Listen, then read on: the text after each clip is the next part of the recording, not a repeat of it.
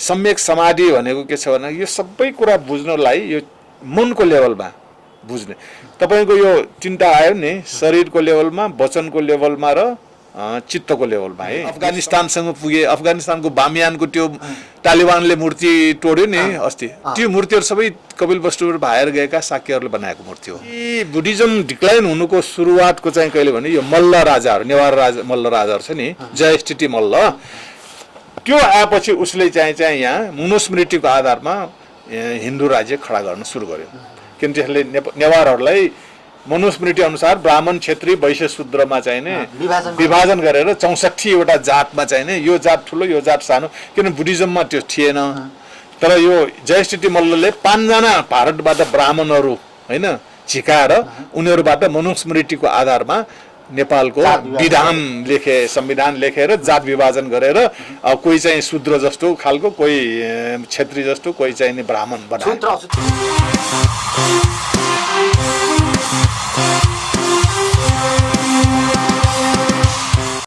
नमस्ते दर्शकबिन यो समयमा बादशाह मिडियामा तपाईहरु सबैलाई जो देश विदेशबाट हाम्रो मिडियालाई हेरिरहनु भएको छ तपाईहरुलाई हार्दिक स्वागत गर्दछौं हाम्रो भित्री मनदेखि भित्री हृदयदेखि सधैँ जसरी आज हामी तपाईहरुको बीचमा नयाँ अतिथि ल्याउने क्रममा हामीसँग लामो समयदेखि बुद्धको बारेमा अध्ययन गर्नुहुने अनि इकोनोमिक्सको बारेमा अध्ययन गर्नुहुने साथै राजनीतिमा एकदमै अध्ययन गर्नुहुने डाक्टर केशवमान साक्य जो पूर्व मन्त्री पनि हुनुहुन्छ हामी उहाँलाई लिएर आएको छौं सर्वप्रथम हाम्रो डाक्टर साहबलाई हामी हृदयदेखि स्वागत गर्छौं डाक्टर साहब स्वागत छ हजुरलाई नमस्ते धन्यवाद डाक्टर साहब हजुर त लामो समयदेखि बुद्धको खोजी निधि गरेर आउनु भएको छ हैन विशेष गरेर आज हामी बुद्धकै बारेमा हामी चर्चा गर्छौं हैन यो सबै देशमा बुद्ध धर्म फैलिनु नेपाल देशमा चाहिँ बुद्ध धर्म बिस्तार लोप भएर जानको पछाडी तपाईलाई के लाग्छ तपाईले भित्र अध्ययन गर्दाखेरि र त्यसको ऐतिहासिक प्रमाणले र आजसम्म त्यसलाई हेर्दाखेरि के कारणले गर्दा चाहिँ नेपालमा बुद्ध धर्म र बुद्धिस्ट अनुयायीको एकदमै कम प्रभाव परे जस्तो लाग्छ अब यो नेपालमा बुद्ध धर्म लोप भएको त होइन हैन तर जुन ढंगमा यसको यहाँ स्थान हुनु पर्थ्यो त्यो चाहिँ देखिँदैन हैन र कुनै समयमा हैन नेपालको इतिहास हेर्यो भने यहाँ चाहिँ एउटा महत्त्वपूर्ण बुद्धको भूमि पनि हो यो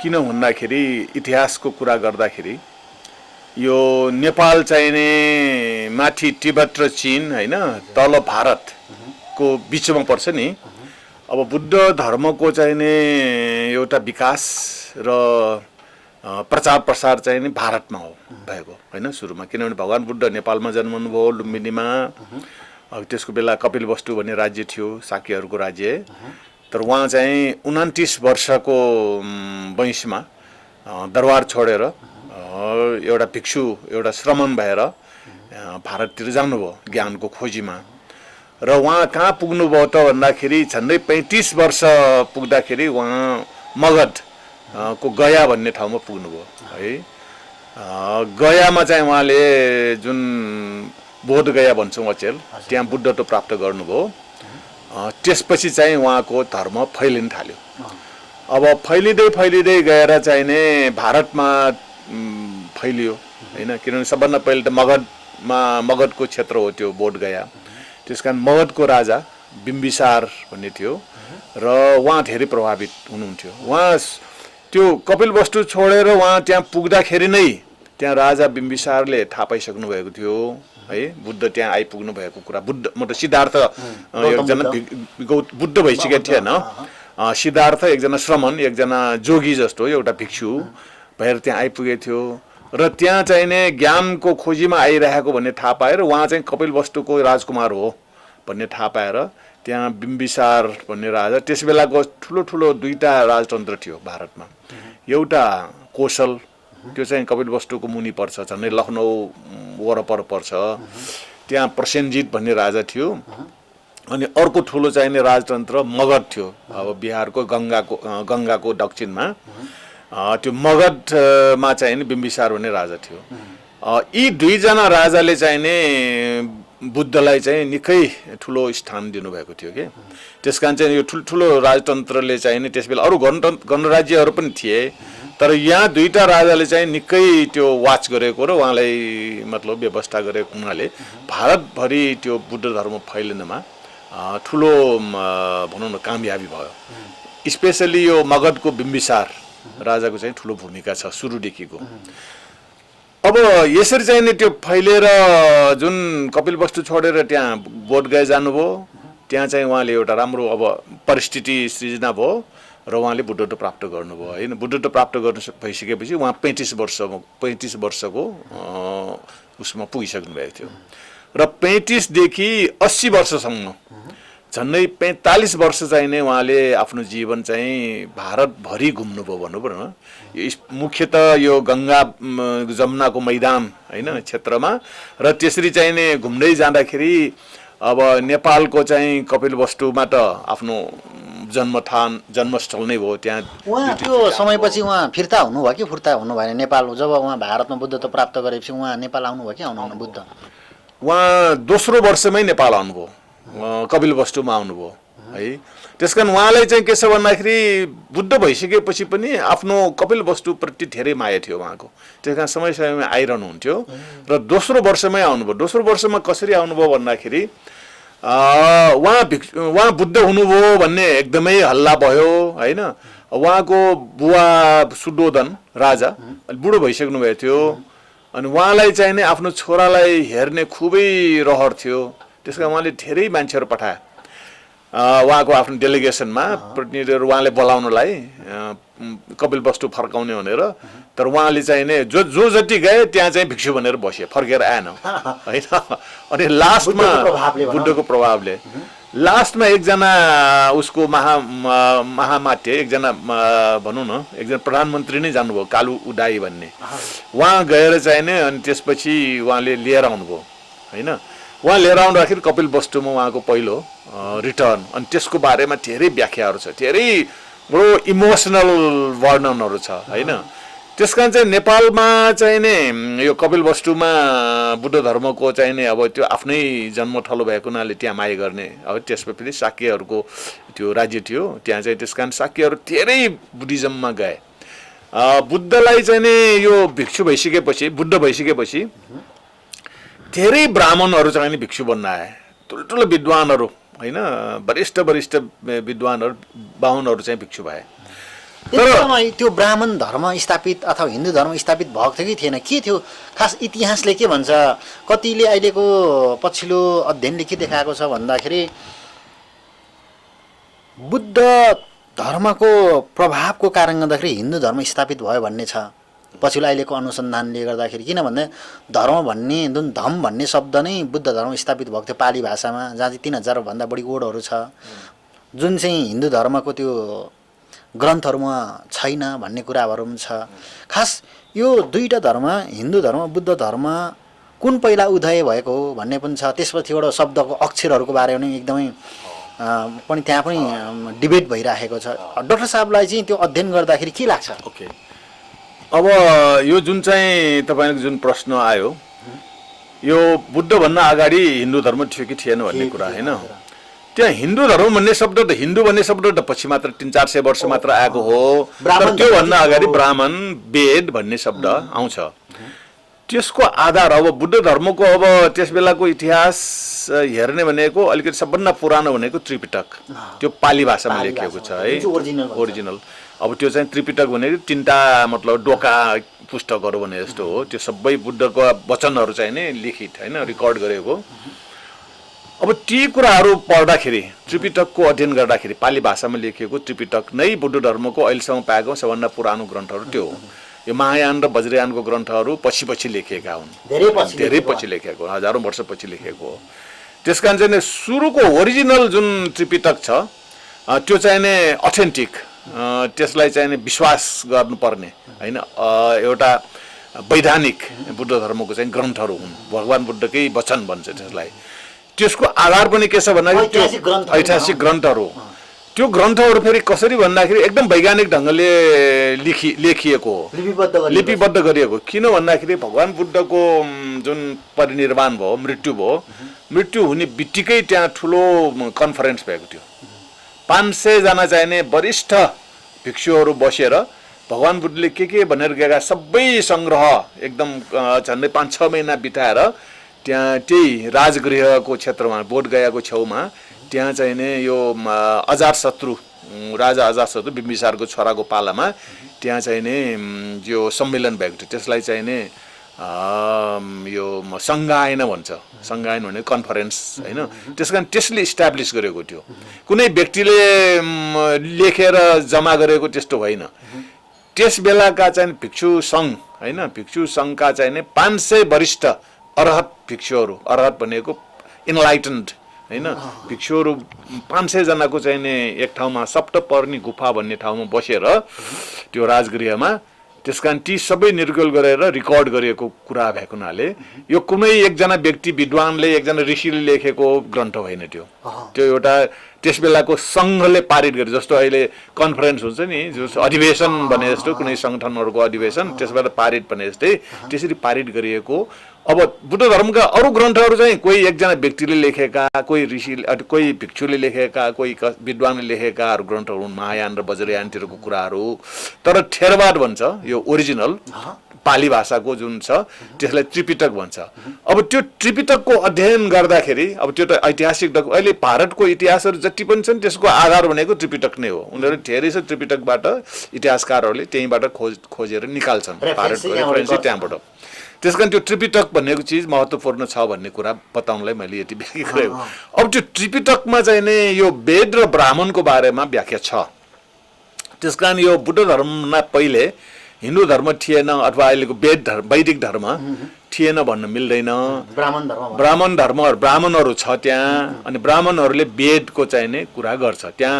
अब बुद्धसँग चाहिँ ब्राह्मणहरू धेरै वाद विवाद गर्न आउँछन्, त्यो वेदको बारेमा, वेदको विषयलाई लिएर धेरै वाद विवाद गर्न आउँछन् र बुद्धले धेरै कुराहरू यो झुटा हो, यो काम लाग्दैन, यसको चाहिँ त्यति मिल्दैन भनेर उनीहरूलाई चाहिने होइन एउटा कन्भिन्स गरेर उनीहरू पछि चाहिँ त्यो छोडेर भिक्षु भएकाहरू धेरै केसेसहरू छन्।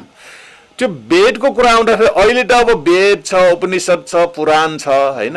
त्यस बेला चाहिँ बुद्धको त्यो त्रिपिटकको उसमा आउँदै त्रिवेद, 3टा वेदको मात्र कुरा आउँछ। त्यहाँ ब्राह्मणहरूले 3टा वेद पारङ्गत ब्राह्मणहरू चाहिँ सबभन्दा विद्वान ब्राह्मणहरू चाहिँ 3टा वेद पढेको ब्राह्मण भन्छ, 3टा वेद थाहा पाएको। तर यो तपाईँले अब संस्कृत भाषाको लिपिको कुरा आयो नि, त्यस बेला चाहिँ नि भगवान बुद्धकै पालामा कुनै त्यस्तो लिपिबद्ध त्रिपिटक पनि त्यो पछि लिपिबद्ध भएको, अलिकति पछि मात्रै लिपिबद्ध, यो अशोक कालमा सायद लिपिबद्ध भयो, 200-300 वर्षपछि मात्र त्यो लिखित भयो। त्योभन्दा अगाडि जुन पहिलो सङ्घायन थियो त्यहाँ चाहिँ नि श्रुति परम्पराबाट, अब त्यहाँ 500 जना जुन अरहत भिक्षुहरू, इनलाइटन भिक्षुहरूले आफूले जानेका कुराहरू सबै त्यहाँ चाहिँ नि भनौँ न भट्याए होइन, अथवा त्यसलाई चाहिँ नि बताए र ती बताएका कुरामा छलफल गरेर यो ठिक छ, यो ठिक छैन, यो चाहिँ बुद्धको चाहिँ नि यति कुरा चाहिँ नि अहिले हामी स्मरण गर्नुपर्छ भने त्यो निर्गोल भएको हुनाले त्यो त्रिपिटकको ग्रन्थहरूमा चाहिँ नि 500 मात्र होइन कि हजारौँ भिक्षुहरूले पार्ट कण्ठ गरेर राखेको थियो। त्यो त्यही हिसाबले वेदको पनि त्यहाँ यसो गर्दाखेरि श्रुति परम्परामा कुनै लिखित परम्परा चाहिँ देखिएन वेदको पनि। त्यस कारण श्रुति परम्परा त्यहाँ पनि ऋषि मुनिहरू जुन ब्राह्मणहरूले चाहिँ नि एक्लै अर्कालाई सुनाएर ओरल कल्चरमा चाहिँ देखिन्छ वेद। किन वेदका कन्टेन्टहरू, वेदमा भएका कुराहरू डिबेट हुँदाखेरि त्यो वेदको चाहिँ नि मान्यतालाई चाहिँ भगवान बुद्धले धेरै खण्डन गरेको छ। वेद मात्र होइन, त्यस बेला चाहिँ नि अब हामी चाहिँ वेद मात्र कुरा गर्छौँ, त्यस बेला चाहिँ नि धेरै अरू धर्मका निकायहरू पनि थिए, जस्तो जैन, तीर्थाङ्कर, उनीहरूको पनि ठुलो त्यो साहित्य छ अथवा ठुलो धर्म हो। त्यो पनि त्यस बेला भगवान बुद्धकै समकालीन हो होइन, अझ भगवान बुद्ध भन्दा पनि अलिकति जेठो छ तीर्थाङ्कर होइन। उनीहरूको बारेमा पनि बुद्धले चाहिँ कमेन्ट गरेको छ, उनीहरूको मान्यता सिद्धान्तहरूको बारेमा पनि। र त्यो त्रिपिटकको सुत्त पिटक भन्ने छ होइन, त्रिपिटकमा 3टा बास्केटमा एउटा बास्केटमा सूत्रहरू मात्र छ। भगवान बुद्धले भनेकै कुराहरू एज सच रेकर्ड भएको है, व्याख्या होइन कि त्यसको डाइरेक्टली कहाँ कुन बेला कुन कन्टेक्स्टमा भएको भने हरेक सूत्रको चाहिँ त्यो डिटेल छ। इतिहास पनि त्यहीबाट निकाल्ने हो के, फलानु ठाउँमा फलानु विषयमा फलानुसँग यस्तो बेलामा यसरी चाहिँ नै कुरा आएको थियो, त्यो कुरामा भगवान बुद्धले यसरी भन्नुभयो। ती सूत्रहरू चाहिँ नि अब हजारौं सूत्रहरू चाहिँ त्यहाँ सङ्कलित छ।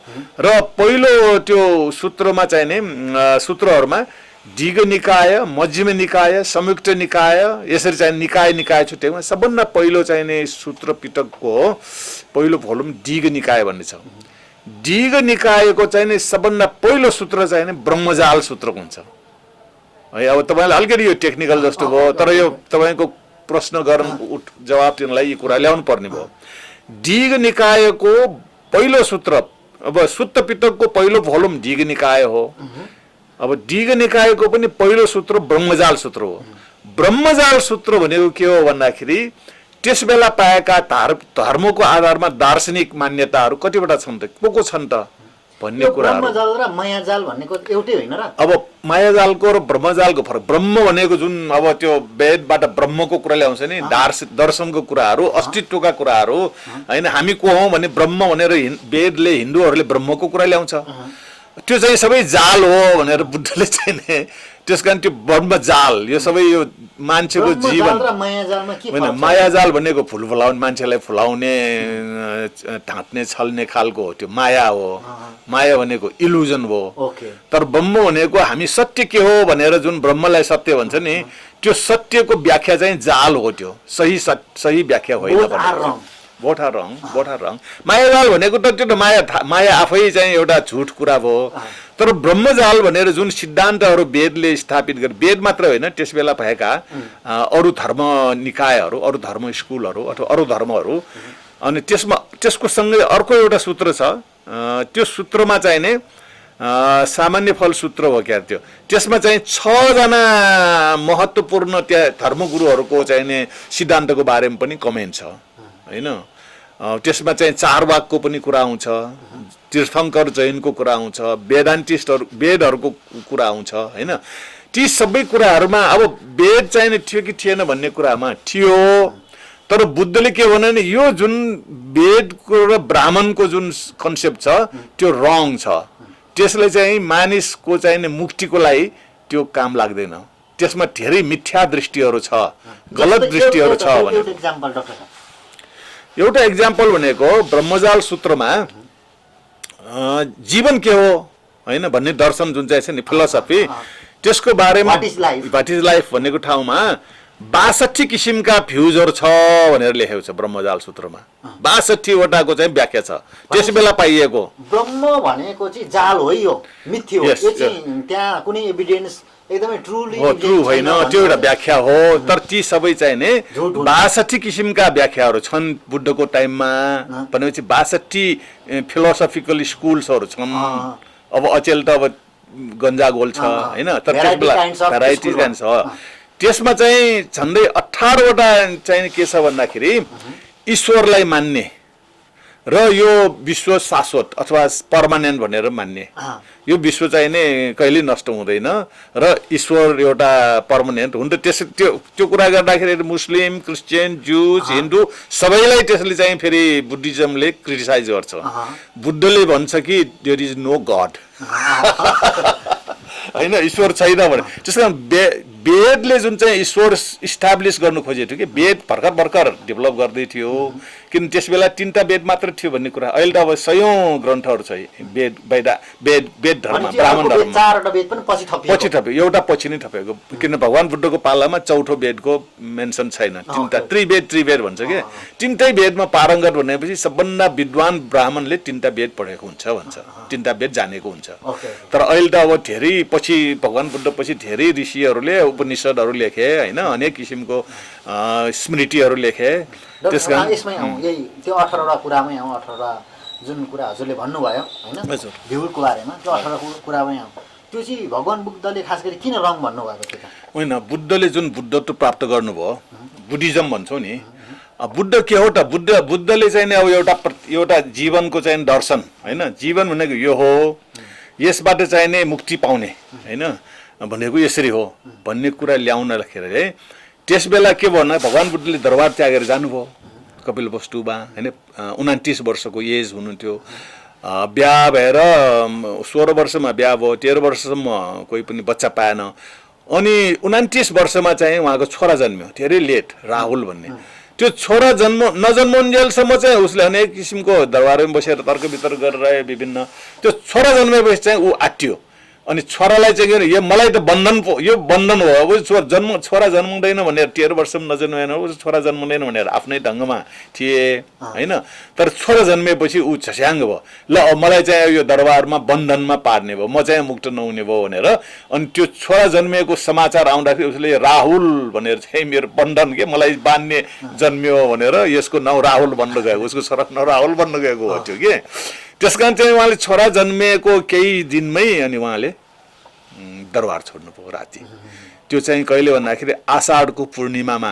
होइन त्यस कारण अहिले कपिल वस्तुमा जानुभयो भने टेलोरा कोट भनेर एउटा दरबारको भग्नावशेष छ बुद्धको होइन अथवा सिद्धार्थको दरबारको भग्नावशेष छ त्यहाँबाट चाहिँ नै पूर्वी द्वारबाट चाहिँ नै उहाँ राति पानी परिरहेको आषाढको पूर्णिमाको राति पानी पर्दा पर्दै नै उहाँ चाहिँ नि एउटा घोडा र एकजना सारथी लिएर चाहिँ नि दरबार छोडेर निक्लनु भएको छ त्यो त्यो त्यो अहिले पनि पाइन्छ देखिन्छ त्यो टेलरकोट दरबारमा पूर्वको गेटको त्यो भग्नावशेषहरू छ गेटको चाहिँ त्यो पुरातात्विक अवशेषहरू त्यसलाई चाहिँ महाअभिनिष्क्रमण द्वार पनि भन्छ महाअभिनिष्क्रमण द्वार त्यो गेटबाट चाहिँ अभिनिष्क्रमण भनेर दरबार छोडेर निक्लिएको ठाउँ भन्छ त्यसलाई के त्यसरी चाहिँ नि बुद्ध त्यो जुन चाहिँ निक्लनु भयो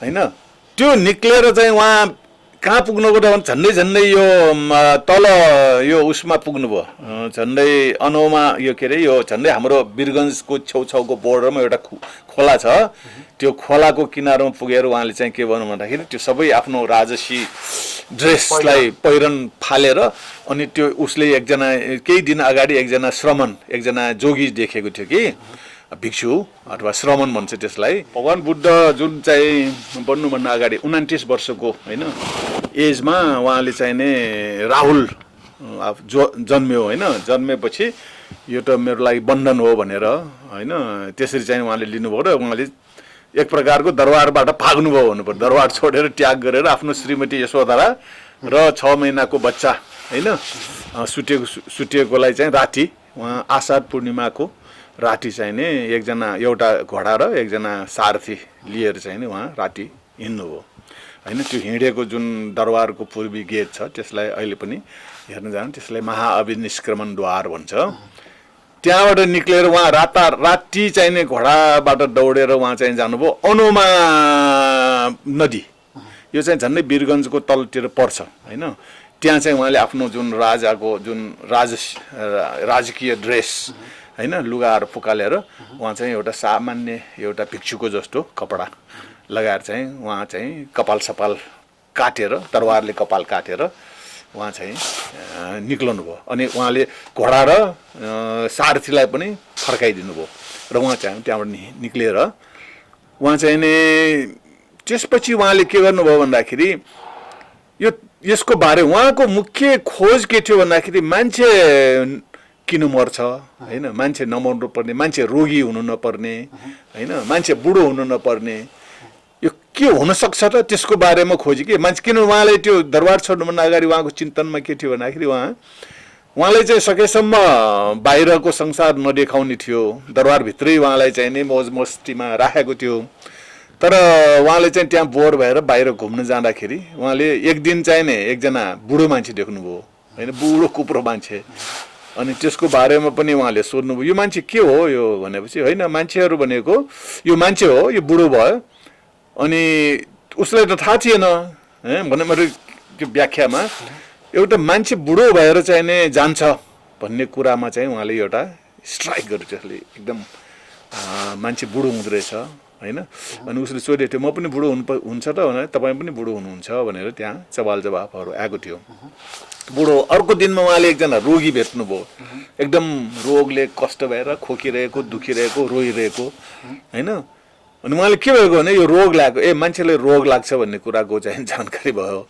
र अर्को दिनमा चाहिँ उहाँले मरेको मान्छेलाई चाहिँ लासलाई होइन मसानतिर लगिरहेको दृश्य देख्नुभयो यो देखेपछि उहाँले के भयो भने मान्छे मर्यो, मान्छे भनेको मर्नुपर्छ रहेछ। यो तीनटा कुरालाई चाहिँ उहाँले निकै चक्कर खुवायो क्या। मान्छे बुढो हुँदो रहेछ भनेपछि जीवनको बारेमा उहाँले चाहिँ नि सिम्प्लिस्टिक होइन, सबैले बुझेको कुरा हो, तर त्यहाँ उहाँले त्यसको खोजी मान्छे त्यो सबै चाहिँ के छ भन्दाखेरि दुःख हो यो सबै होइन, उहाँले यसलाई दुःख ठान्नुभयो। अनि चौथो दिनमा उहाँले एकजना श्रमण भनेको भिक्षु होइन, अब त्यस्तै खोजी, अब मोक्षको खोजीमा लागेका साधु एकजना भेट्नुभयो। एउटा सिम्पल केही पनि छैन, एउटा एक सरो एउटा कपडाले ढाकेको पहेँलो कपडा लगाएको मान्छे देख्नु भएपछि यो के हो भने यसले त्यस्तै यो खोजीमा सुखको खोजीमा हिँडेको होइन, अथवा मान्छेको मुक्ति कसरी हुन्छ भन्ने खोजीमा त्यस्तो पनि हुन्छ भने त्यसको उहाँ पनि त्यो खोजीमा हिँडेको। खास चाहिँ यो उहाँले चाहिँ नि यो दुःखबाट मुक्त हुने, मान्छे बुढो हुनु नपर्ने, मान्छे रोगी हुनु नपर्ने, मान्छे मर्नु नपर्ने के हुन्छ त्यसको औषधि खोज्ने भनेर हिँड्नु भएको हो। सुन्दाखेरि मूर्ख जस्तो देखिन्छ नि अहिले होइन। र त्यसको बारेमा उहाँले के गर्नु भन्दाखेरि त्यहाँबाट एक्लै निक्लनु भयो जोगी भएर होइन, भिक्षु भएर, श्रमण भएर। उहाँ चाहिँ त्यसपछि यसको बारेमा कसरी थाहा पाउनु भने ठुल्ठुलो यो त्यस बेलाका धर्मगुरुहरू कहाँ जानुभयो उहाँले। दुईजनाको नाम आउँछ त्यो त्रिपिटकमा। एकजना आलार कालाम भन्ने बडो त्यस बेलाको चाहिँ विख्यात ऋषि हुनुहुन्थ्यो। उहाँ कहाँ गएर यो अचेलको योग, यो वेद, यी सबै कुराहरू त्यहाँ सिक्नुभयो उहाँले। अब योगको कुरा, योग सिक्नुभयो, ध्यानको गर्ने योगहरू सिक्यो, तर चाहिँ उहाँले वेदको कुराहरू पनि सुन्यो होइन। तर त्यसपछि हुँदा त्यो गुरुले जति जानेको त्यत्तिकै उसले सबै कुरा सिक्यो। अनि गुरु अलि बुढो भइसकेको थियो। अनि गुरुलाई चाहिँ के भने म मर्न लाएँ, अब मेरो चाहिँ नि उत्तराधिकारी एकजना फेला पर्यो भनेर उसलाई, सिद्धार्थलाई चाहिँ ल म मर्ला, अब तिमी यो आश्रमको तिमी गुरु भएर बस, सबै सिकाइसकेँ, अब तिमीले अरूलाई सिकाऊ भने। तर उहाँ त खोजीमा आएको मान्छे होइन, यो सबै यो प्रश्न लिएर आएको, उहाँको जवाब चाहिँ आएन त्यस बेला।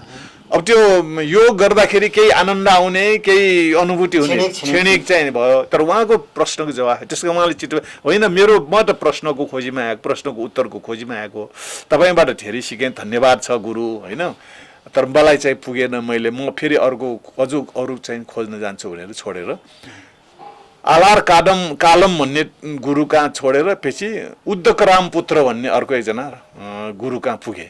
त्यहाँ पनि सबै इन्डियामै, अब यो यही बिहारको वरपर युपी बिहारकै उसमा कहाँ छ आश्रमहरू, यही खोला छेउछाउ कता होला, बनारस कता होला।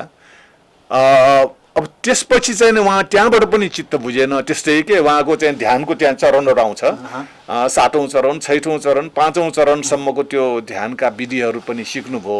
तर उहाँलाई त्यो त्यति काम लाग्ने अथवा उहाँले खोजेको जस्तो पाउनु भएन।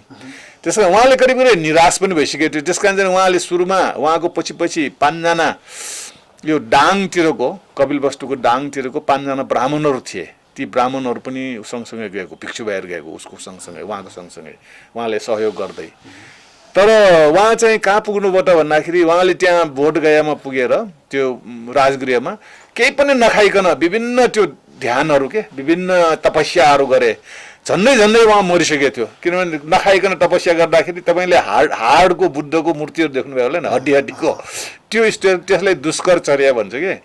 त्यो हड्डी भइसकेको परिस्थितिमा ढल्यो एक दिन चाहिँ ढेडाङ्ग, मतलब त्यो कमजोर भएर ध्यान गर्दै, किनभने पछि चाहिँ नै त्यसलाई त्यो त मर्न लागेको, बेहोस जस्तो भइसक्यो। अनि त्यसै बेला त्यो भेडा चढाउने होइन एकजना महिलाले चाहिँ त्यो देखेछ र अनि एकजना त्यो सुत्केरी भेडा होइन उसको चाहिँ नि दुध निचोरेर उसलाई खुवाइदियो, किन नखाइकन ध्यान बसेको हुनाले। त्यो खाइसकेपछि फेरि इनर्जी आयो। अनि त्यस बेला चाहिँ नि उहाँले के ठान्नुभयो भने यो बेकारको रहेछ, यो नखाइकन यो ठुलो यो उहाँले त्यो वेदबाट काम गर्दैन, यो ब्राह्मण धर्मबाट चाहिँ नि मुक्ति पाउँदैन भनेर रियलाइज गर्न यी सबै कुरा उहाँले सम्झनाहरू बताइरहेको कि यस बताउनु भएको उहाँले यी सबै कुरा मैले यसो गरेँ तर त्यहाँबाट चाहिँ शिक्षा पाएन, त्यो काम लागेन, त्यस कारण त्यो छोडेँ। पछि उहाँले के गर्नु भने अलिअलि खान पनि थाल्नुभयो। अनि खाएर कन्फ्युजनमा थियो, मैले अब यसको जवाब छैन होला, यस्तै हो, मैले त पाउँदिनँ होला। तर एक दिन चाहिँ नि यो बुद्ध पूर्णिमा मान्छौँ नि, बुद्ध पूर्णिमाको चाहिँ नि बिहान उहाँ चाहिँ के गर्नुभयो त, ल अब भनेर यो गाउँमा यस भिक्षा माग्नलाई होइन भिक्षा माग्नलाई जानुभयो। यो चाहिँ कसो भन्दाखेरि यो अहिलेको राजगृहको उसमा निरञ्जना भन्ने एउटा खोला छ, त्यो निरञ्जना खोलाको पारी पुग्नुभयो। अनि त्यहाँ चाहिँ ग्वालाहरूको एउटा गाउँ थियो ठुलो है, एउटा ठुलो गाउँ थियो। अनि त्यहाँ चाहिँ बिहान सबेरै उहाँ चाहिँ त्यो भिक्षा लिनलाई जानुभयो, मन खुल्डुली थियो।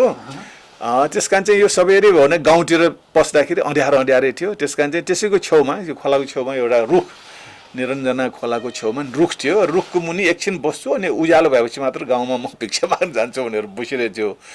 संयोगवश त्यो बुद्ध पूर्णिमाको बिहान के भएको रहेछ भन्दाखेरि, त्यो वैशाख पूर्णिमाको बिहान त्यो गाउँको चाहिने मुखियाको छोरी सुजाता भन्ने, उसको चाहिने छोरा पाएको रहेछ है। उसले चाहिँ त्यो रुखलाई चाहिँ उसले रुखलाई देउटा मान्छ नि पहिले होइन, त्यो देउटा मानेर चाहिँ पागल गरेको रहेछ। मेरो छोरा पाएपछि म चाहिँ 1000 गाईको दुधबाट बनिएको खिर चाहिँ चढाउन आउँछु रुख देउतालाई भनेर। अब त्यो बुद्धले चाहिँ त्यो राहुल होइन, बुद्ध हुने मान्छे ठ्याक्क त्यो बिहान चाहिँ त्यही रुखमा चाहिँ नि एकछिन आराम गर्छु भनेर बसेको रहेछ। अनि उसको चाहिँ नि त्यो रुखमा अब त्यो बिहान सबेरै अनि सुजाताले खिरसिर पकाएर अब त्यो चढाउन ल्याए। अनि उसको भनौँ न सहेलीहरू, उसको सहयोगीहरूलाई 2-4 जना त्यो महिलाहरूलाई पठाएछ त्यो रुखमा यसो साफसुफ गरेर आइज। अनि हामी चाहिँ जान्छौँ भनेर त्यो साफ गर्न आउने मान्छे, त्यो महिलाहरू, उसको भनौँ न सेविकाहरू त्यहाँ आउँदाखेरि त एकजना चाहिँ नि युवक चाहिँ नि बसिरहेछ होइन। अनि उनीहरू त एकदम झल्यासो भएर दौडेर सुजाता कहाँ हुने, त्यहाँ त वृक्ष डेबाट आफै तिम्रो चाहिँ खिर चढाएको खानलाई चाहिँ बसिरहेछ, छिट्टो जाउँ भनेर भनेछ कि। उसले उनीहरूलाई लाग्यो कि यो वृक्ष देवता अब प्रकट भएर बसिरहेको छ भनेर, उज्यालो पो हुन लागेको थियो। त्यसपछि हतार पतार सुजाता खिरसिर ल्याएर अनि उसलाई चढाएर अब त्यो बुद्धहरू छक्क पर्यो होइन। उता गाउँमा जान्छ भिक्षा माग्न जान्छ भनेर भन्थ्यो, त्यही आयो। त्यो पनि खिर विशेष स्पेसल है, त्यस्तो खिर अब उसले त ग्रहण गर्यो। त्यसपछि यो आजको दिन त बडो राम्रो रमाइलो दिन रहेछ भनेर उसलाई पनि अब खिरसिर चढायो, लियो होइन, ल आशीर्वाद भनेर अब उसलाई गर्यो, हिँड्यो। अनि त्यो खिर लिएर त्यो खानालाई तल आयो। अनि खोला, त्यो निरञ्जन खोला भन्ने छ, त्यहाँ चाहिँ नुहाई धुवाई गरिकन अनि त्यसपछि चाहिँ नि अब दिउँसो भनौँ 11-12 बजेतिर चाहिँ अनि खिरसिर खाएर चाहिँ नि सबै पखाल गरेर अनि अब म ध्यान गर्न जान्छु भनेर अनि त्यो बोधगयामा पुग्नुभयो। उहाँ बोधगयामा चाहिँ उहाँ साँझतिर अनि त्यसपछि उहाँ चाहिँ त्यहाँ ध्यान बस्नुभयो त्यो बोधि वृक्ष मुनि, पिपलको रुख मुनि। अनि त्यहाँ बसिसकेर त्यो उसमा उहाँले के गर्नु भने, अब म चाहिँ मेरो प्रश्नको जवाफ नमिलेसम्म अब मरे पनि यो ध्यान गरेको आसन चाहिँबाट उठ्दिनँ भनेर प्रण गर्नुभयो। र त्यही बुद्ध पूर्णिमाको राति, वैशाख पूर्णिमाको राति उहाँले ज्ञान प्राप्त भयो। भनेपछि उहाँको प्रश्नको जवाफ चाहिँ उहाँले पत्ता लगाउनु भयो। एउटा साइन्टिस्टले जुन पत्लाए जस्तै त्यही हो, एउटा बुद्धत्व प्राप्त गर्नुभयो भनेको त्यही हो।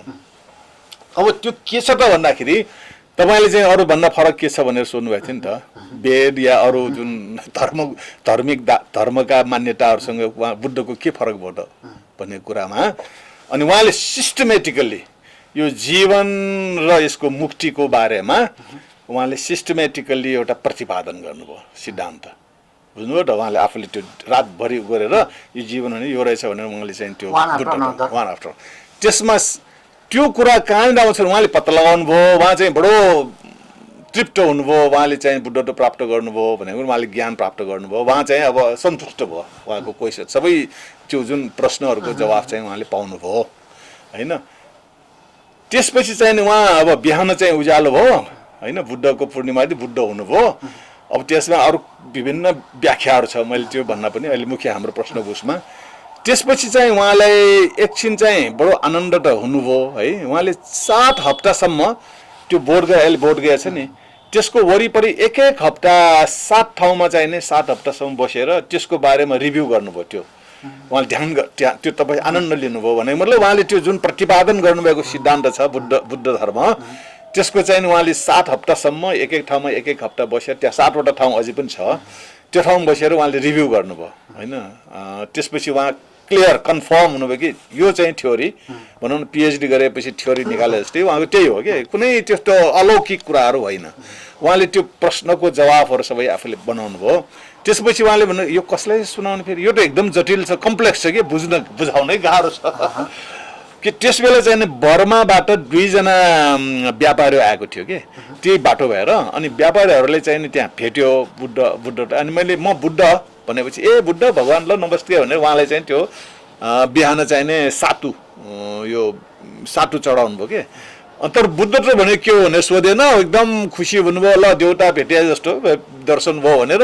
अनि तपाईँको चिन्ह मलाई हामी चाहिँ लगेर पूजा गर्छौँ, केही चिन्ह दिनुहोस् भन्दाखेरि अनि उहाँले चाहिँ यो कपाल तानेर 2टा चाहिँ नि केस। त्यस कारण बर्माको त्यो रङ्गुन छ नि राजधानी, त्यहाँ स्वेडागोङ भनेको गोल्डन त्यो स्तूप छ ठुलो है, त्यो सुनैले बेरेको, त्यो अहिले पनि छ नि। त्यो भनेको स्वेडागोङ भनेकै त्यही 2 जना बर्माको व्यापारीहरूले त्यो 2टा केस धातु भगवान बुद्ध त हुने बित्तिकै पहिलो केस चाहिँ नि उपहारको रूपमा स्मरणको रूपमा लगेको त्यही केस धातु, त्यही चाहिँ नि रौँ राखेर केस राखेर बनाएको चैत्य हो त्यो के। तर उनीहरू ज्ञानको बारेमा सोधेन के, त्यस कारण बुद्ध अलिक खिन्न हुनुभयो। मैले यत्रो त्यस बेलाको होइन वेद भन्दा पनि उत्कृष्ट ज्ञान चाहिँ मैले बनाएँ, प्रतिपादन गरेँ, प्राप्त गरेँ, तर यसको बारेमा कसैलाई वासत चासो छैन, उनीहरूले सोधेन पनि होइन। उनीहरू त खालि खुसी भए बुद्ध भेट्यो, बुद्धको दर्शन भयो भनेर खालि चिनहरूलाई पूजा गर्न लाग्यो, ल यो म पनि देउता बनाइदिने भयो अनि उनीहरूले होइन। बुद्धलाई लाग्यो मलाई पनि यो पूजा गरिदिने भयो, सक्यो यो देउताहरूलाई पूजा गरे जस्तै होइन। वेदले जुन विभिन्न देउताहरू खडा गरेछ, म देउता हुनलाई त यहाँ यो गरेको होइन। त्यसपछि उहाँ चाहिँ के भन्दाखेरि अनि बनारसतिर उहाँसँग सँगसँगै गएका 5 जना नेपाली ब्राह्मणहरू, यो डाङतिरको ब्राह्मण हो तिनीहरू कि कपिल वस्तुको ब्राह्मणहरू, तिनीहरू सम्झनु भयो उहाँले। तिनीहरूलाई चाहिँ नि यो कुरा उनीहरूलाई बुझ्छ, किन उनीहरू मैले पत्ला ज्ञान पाउँछु भनेर आएको, उनीहरूलाई चाहिँ यो ज्ञान सुनाउनु पर्छ भनेर उहाँ चाहिँ कहाँ छ भनेर खोजताछ गर्दा उहाँ बनारसको सारनाथमा आएर बसेका रहेछन्। उहाँ चाहिँ सारनाथ जानुभयो र वैशाख जेठ आषाढ 2 महिना लगाएर त्यहाँ जानुभयो र आषाढको पूर्णिमाको दिनमा त्यहाँ उनीहरूलाई भेटेर अनि उनीहरूलाई चाहिँ नि भगवान बुद्धले आफूले पाएको ज्ञान चाहिँ सुनाए। त्यसको पहिलो सूत्र, त्यो पहिलो जुन चाहिँ छ त्यसलाई धर्मचक्र प्रवर्तन सूत्र हुन्छ। अब फरक के छ त भन्दाखेरि धर्मचक्र प्रवर्तन सूत्र अध्ययन गरेदाखेरि उहाँले चाहिँ नि के भन्नुभयो त भन्दाखेरि 4 आर्य सत्यको बारेमा सबभन्दा पहिले कुरा गर्नुभयो। सत्य चाहिँ नि यो जीवनको सत्य भनेको 4वटा आर्य सत्य हो होइन। त्यो 4 आर्य सत्य भनेको के हो त भन्दाखेरि यो जीवन दुःखमय छ, यो असन्तुष्टि जुन चाहिँ हामीलाई अनसर्टेनिटी होइन, अनिश्चितता, दुःख, अनेक किसिमको हामी सफरिङ गर्छौँ, दुःख हामीलाई अनुभव हुन्छ, यो सत्य हो। यो कोही पनि मानिस चाहिँ नि दुःखबाट मुक्त भएको मान्छे फेला पर्न गाह्रो छ होइन। त्यस कारण दुःख नभएको मान्छे फेला परिँदैन, त्यस कारण दुःख चाहिँ सत्य हो भनेर एउटा सत्य त्यो हो। दोस्रो सत्य चाहिँ नि त्यो दुःख हुनुको कारणहरू छ है, त्यसै त्यो दुःख हुने होइन। दुःख हुनुको पछाडि कारण छ, त्यो कारण हुनेको मान्छेले जुन कर्म गर्छ त्यो कर्म नै उसको कारण हो होइन। त्यो 3 किसिमका कारणहरू हुन्छन्, अब त्यो डिटेल्समा नजाउँ, कारण छ है। तेस्रो चाहिँ के छ भन्दाखेरि यो दुःखबाट मुक्त हुन सकिन्छ है, निवारण छ। त्यो निवारण भनेको निर्वाण हो भन्छ हामी बुद्धिज्ममा। निर्वाण प्राप्त गरेपछि दुःखबाट मुक्त भइन्छ। अनि चौथो सत्य के छ भन्दाखेरि त्यो निर्वाण प्राप्त गर्नलाई एउटा मार्ग छ, त्यसमा चाहिँ 8वटा अङ्ग भएको चाहिँ मार्ग छ, अष्टाङ्गिक मार्ग भन्छ। यति हो भनेर उसले निचोडमा चाहिँ नि फर्मुला, सिद्धान्त, थ्योरी चाहिँ नि चतुरार्य सत्य भन्छ। 4 आर्य सत्य। दुःख छ, दुःख हुनुको पछाडि कारण छन्, त्यो दुःखको निवारण छ, सोलुसन छ, र त्यो दुःखको सोलुसन प्राप्त गर्नलाई चाहिँ 8वटा अङ्ग भएको मार्गमा चाहिँ हिँड्नुपर्छ। यो बाटो जसमा कि 8वटा कुराहरू सँगसँगै चाहिँ नि अनुभव गरे, मतलब प्र्याक्टिस गर्नु होइन। त्यो 8वटा कुराहरूलाई अष्टाङ्गिक मार्ग भन्छ। अब त्यो चाहिँ 8वटा के छ भन्दाखेरि सबभन्दा पहिले सम्यक दृष्टि, तपाईको सोचाइ चाहिँ सम्यक हुनुपर्छ, राइट भ्यूको कुरा ल्याउँदाखेरि ब्रह्मजाल सूत्रको कुरा आउँछ। राइट भ्यू भनेको जीवनको अन्डरस्ट्यान्डिङ, जुन चाहिँ सत्य के हो भनेर यो ईश्वर मान्ने होइन, अनि लाइफ चाहिने जो पर्मानेन्ट मान्ने होइन र चाहिने दुःख होइन यो जीवनको चाहिने एउटा चान्स एउटा भौतिकवाद मान्ने यो चाहिँ राइट यो सम्यक दृष्टि होइन यो मिथ्या दृष्टि भन्छ रङ भ्युज है त्यसलाई चाहिँ के भन्छ भन्दाखेरि बुद्धले त्यसको 1 महिनापछि त्यो धर्मचक्र प्रवर्तन सूत्र 5 जना ब्राह्मणहरूलाई सारनाथमा बसेर त्यो सुनाएको 1 महिनापछि अर्को सूत्र सुनाएको छ कि अनत्त लक्षण सूत्र भन्छ कि अनात्म लक्षण सूत्र अनात्म भनेको आत्मा छैन नो सोल सोल छैन हाम्रो हामी अब यो क्रिस्चियनको कुरासँग पनि बाज छ क्रिस्चियनमा र सोलको कुरा आउँछ यता हिन्दू धर्ममा पनि आत्माको कुरा आउँछ परमात्माको कुरा आउँछ गडको कुरा आउँछ बुद्धले भने कि त्यहाँ ईश्वर पनि छैन आत्मा पनि छैन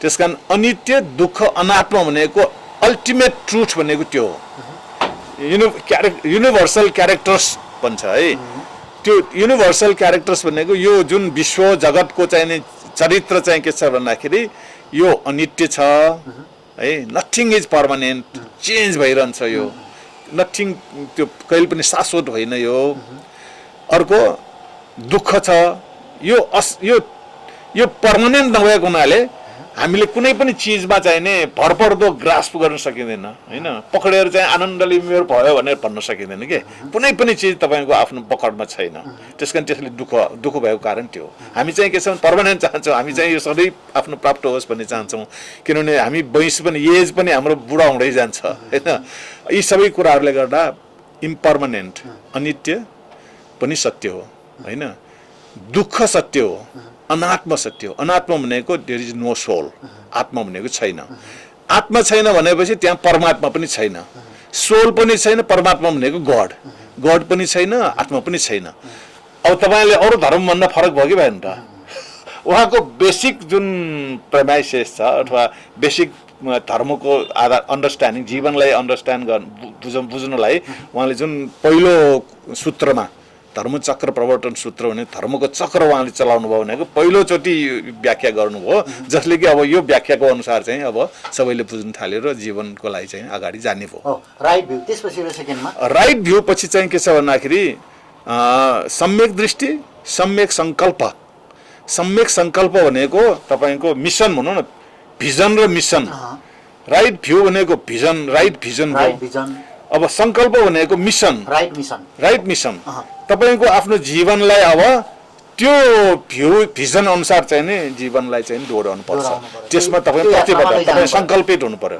तपाईँ यताउता अलमलिएर कन्फ्युजनमा गयो भने तपाईँ दुःखबाट मुक्त हुन सकिन्न त्यसलाई चाहिँ प्रज्ञा भन्छ विजडम भनेको त्यही हो बुद्धले चाहिँ प्रज्ञा भन्छ विजडम भनेको त्यो तेस्रो नम्बरमा चाहिँ के छ भने सम्यक कर्मान्त तीनटा छ त्यो सम्यक कर्मान्त सम्यक आजीविका सम्यक वचन तीनटामा चाहिँ के छ भने एउटा सम्यक कर्मान्त भनेको हामी जे पनि काम गर्छौँ त्यो चाहिँ सम्यक हुनुपर्छ अब सम्यक कर्मान्तलाई कुरा गर्दाखेरि हामी कर्मको कुरा गर्छौँ कर्म भने हामी जे गर्छौँ नि त्यो चाहिँ नि कुशल कर्म र अकुशल कर्म हुन्छ राम्रो कर्म काम र नराम्रो काम त्यो पनि राइट वर्क र ब्याड वर्क हजुर ब्याड एक्सन र राइट एक्सन सम्यक कर्मान्त हैन त्यो गर्नुपर्छ हैन त्यसपछि अर्को चाहिँ नि सम्यक आजीविका भनेको हामी जीविका जुन चलाउँछौँ नि हामी पैसा कमाउँछौँ खान पिउन गर्नलाई वर्क अथवा त्यो अर्निङ हैन हामी जीवन बाँच्नलाई जुन कमाउँछौँ जुन आय आर्जन गर्छौँ त्यो चाहिँ नि सम्यक हुनुपर्छ सम्यक भनेको राइट अर्निङ हुनुपर्छ रङ अर्निङ भने त्यो चोरी डकैती भ्रष्टाचार यस्तो गरेर कमाएर जीवन धानेर चाहिँ सुख पाइँदैन दुःख हुन्छ भनेपछि त्यो राइट अर्निङबाट कमाएर कसरी दुःख हुन्छ त दुःख हुँदैन दुःख हुँदैन दुःखबाट मुक्त गर्नको लागि त्यो चाहिँ रङ हो त्यो चाहिँ रङ लिभलीहुड हो त्यो अब त्यसमा चाहिँ उहाँले एउटा अर्को सूत्रमा के हुनुहुन्छ रङ लिभलीहुड भनेको के हो त भनेर फेरि रङ लिभलीहुडले त्यसले व्याख्या गर्छ ठिक त्यो कुरा त्यो जुन चाहिँ सम्यक कर्मान्तको कुरा गर्दाखेरि तपाईको कुशल कर्म र अकुशल कर्म भन्छौँ एकदमै गजब तपाईको इम्पोर्टेन्ट क्वेसन हो कि यो तपाईँ कर्मको बारेमा चाहिँ नि यो कर्म अरू धर्ममा कर्मको कुरा आउँदैन त्यो तपाईँले भनौँ न अघि कुरा गर्नु हो नि हिन्दू धर्मले बुद्ध धर्मको कुरा चोरेर पछि फेरि हिन्दू धर्म बनायो भन्छ नि त्यो कर्मको कुरा चाहिँ फेरि गीतामा ल्याउँछ त्यो गीताभन्दा अगाडि कर्मको कुराहरू भेट सेटमा कहीँ पनि पाउँदैन हैन कर्मको फल पाउँछ भनेर जुन कृष्णले अर्जुनलाई सुनाएको छ नि त्यसो भने त्यहाँ त कन्ट्राडिक्सन पनि छ हो त्यो contradiction, एकदम। कर्म गरेर तिमीले फलको आशा पनि नगर कन्ट्राडिक्सन पनि छ त्यहाँ त अब त्यहाँ बुद्धले कर्मको कुरा ल्याएको के छ भने देयर इज नो सोल र गड छैन सुपर सोल पनि छैन सोल पनि छैन भनेपछि त्यहाँ गडको भूमिका छैन हैन अब यहाँ चाहिँ हिन्दू धर्मको चाहिँ उसमा चाहिँ क्रिस्चियन अरू धर्म भने तिमी सबै चाहिँ गडको ग्रान्ड डिजाइन मतलब तिमीले जे जे गरिरहेछौ गडको विल अनुसार गरिरहेछौ तिमीले त्यसकारण चिन्ता नगर किनभने त्यो गीतामा चाहिँ नि अर्जुनलाई उसको बाजे उसको काका सबैलाई मार्न लगाउँदाखेरि अर्जुनले भन्छ मेरो त बाजे मेरो काका कसरी मार्ने भन्दाखेरि त्यो तिमीले मारेको होइन त्यो होइन म गड हो मैले तिमीलाई मार भनेर मार्न लगाए तिमी चिन्ता ड्युटी मात्र पुरा गरेको हो भन्छ होइन कर्तव्य तर बुद्धले के भन्छ भने त्यस्तो खालको केही पनि होइन तिमी जे गर्छौ तिम्रो जिम्मेवारी तिम्रैमा आउँछ होइन तिमी कर्म भनेको के छ भने तिमी जे काम गर्छौ त्यसको प्रतिफल तिमी यु डु कन्सिक्वेन्सेस तिमी आफैले भोग्छौ त्यो कसैले गर भनेर गरेको होइन तिम्रो आफैले त्यसको चाहिँ कुनै गड छैन तिम्रो चाहिँ मूल्याङ्कन गर्ने होइन त्यसलाई चाहिँ ठिक बेठिक भन्ने कोही पनि छैन त्यो तिम्रो आफै जस्तो मान्छेको छाया जस्तै तिम्रो कर्मको प्रतिफल चाहिँ आइरहन्छ होइन भनेको छ त्यसकारण त्यो कर्मको कुरा जुन गीतामा कृष्णले अर्जुनलाई सुनाउँदा गीता भन्ने जुन चाहिँ छ नि त्यो हिन्दू धर्मको गीता चाहिँ पछि लेखेको हो त्यो चाहिँ बुद्धिज्मकै कुराहरू चोरेको छ होइन एउटा कुरा त्यो त्यसकारण तपाईँले हिन्दू धर्मलाई पछि चाहिँ बुद्धिज्मबाट धेरै कपी गरेको छ भन्नुभयो भने धेरै कपी गरेको छ तर एउटा उदाहरण चाहिँ यो तर त्यो जुन चाहिँ सम्यक कर्मान्तको कुरा छ नि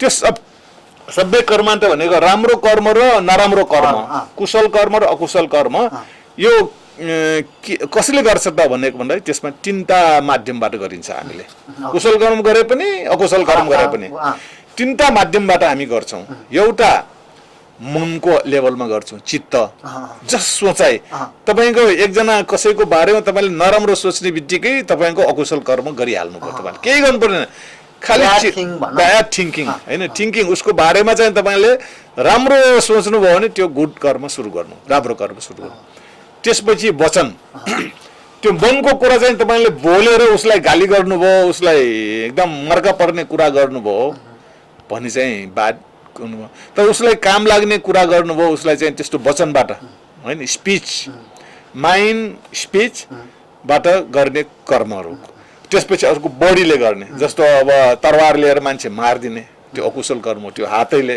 बडीले नै गर्ने भयो शरीरले गर्नेहरू धेरै कुराहरू छ जस्तो सेक्सुअल मिसकन्डक्ट शरीरले गर्ने अकुशल कर्म भयो होइन त्यसपछि त तपाईँले चाहिने त्यो चुरोट गाँजा रक्सी खाने त्यो भौतिक रूपमा शरीरले गर्ने त्यसकारण तीनटा एउटा मनले गर्ने कर्म एउटा बोलीले गर्ने कर्म अर्को शरीरले गर्ने यति हो यो चाहिँ नि 10वटा किसिमले मान्छेहरूले चाहिँ असल कर्म र अकुशल कर्म गरिन्छ भनेर भन्छ होइन बोलीबाट मात्र 4 किसिमको चाहिँ नराम्रो काम कर्म गर्न सक्दो रहेछ अथवा 4 किसिमको राम्रो कर्म गर्नु रहेछ जस्तो फटा झुठो कुरा बोल्नु एउटा अकुशल कर्म अकुशल वचनबाट गर्ने अकुशल कर्म हो होइन झुठो अर्को चाहिँ नि यो अर्काको बारेमा क्रिटिसाइज अथवा त्यो कुरा लाउने झगडा गराइदिने होइन त्यो चाहिँ नि अर्को कुरा भयो त्यसपछि कुनै मानिसलाई चाहिँ तपाईँको मन पर्दैन अनि उसलाई अलिक कडा वचनले प्रहार गर्ने के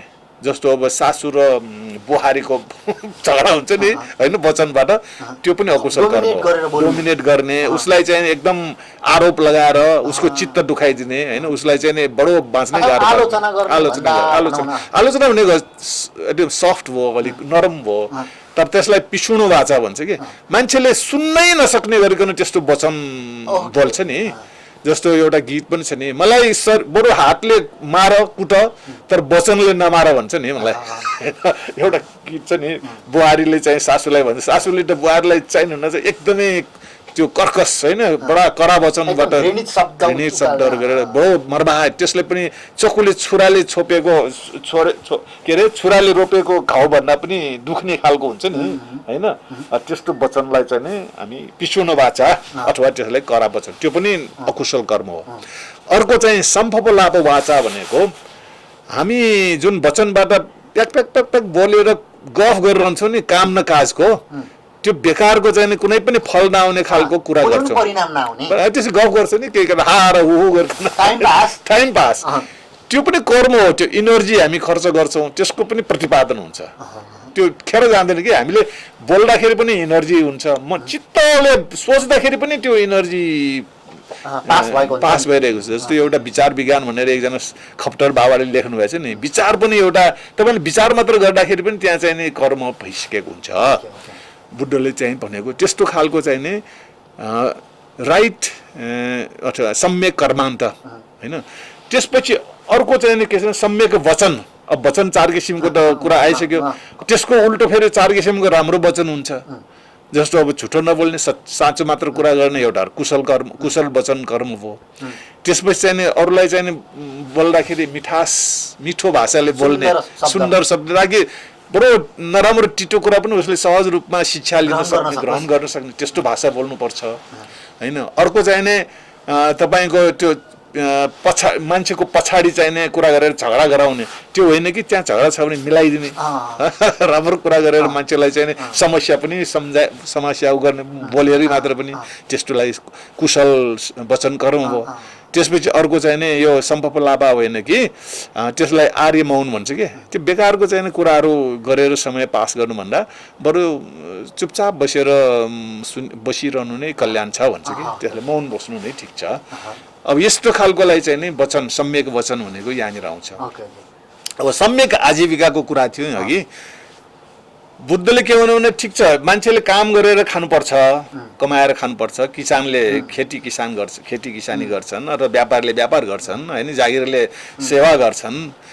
तर यसमा चाहिँ उहाँले के भन्नु एउटा अर्को सूत्रमा चाहिँ 5 वटा काम गरेर चाहिँ जीविका नपाल्नु है। त्यो के हो त भन्दाखेरि तपाईँको एउटा यो रक्सी यस्तो खालको व्यापार गरेर पैसा नकमाउनुहोस्। मदिरा बिजनेस चाहिँ त्यो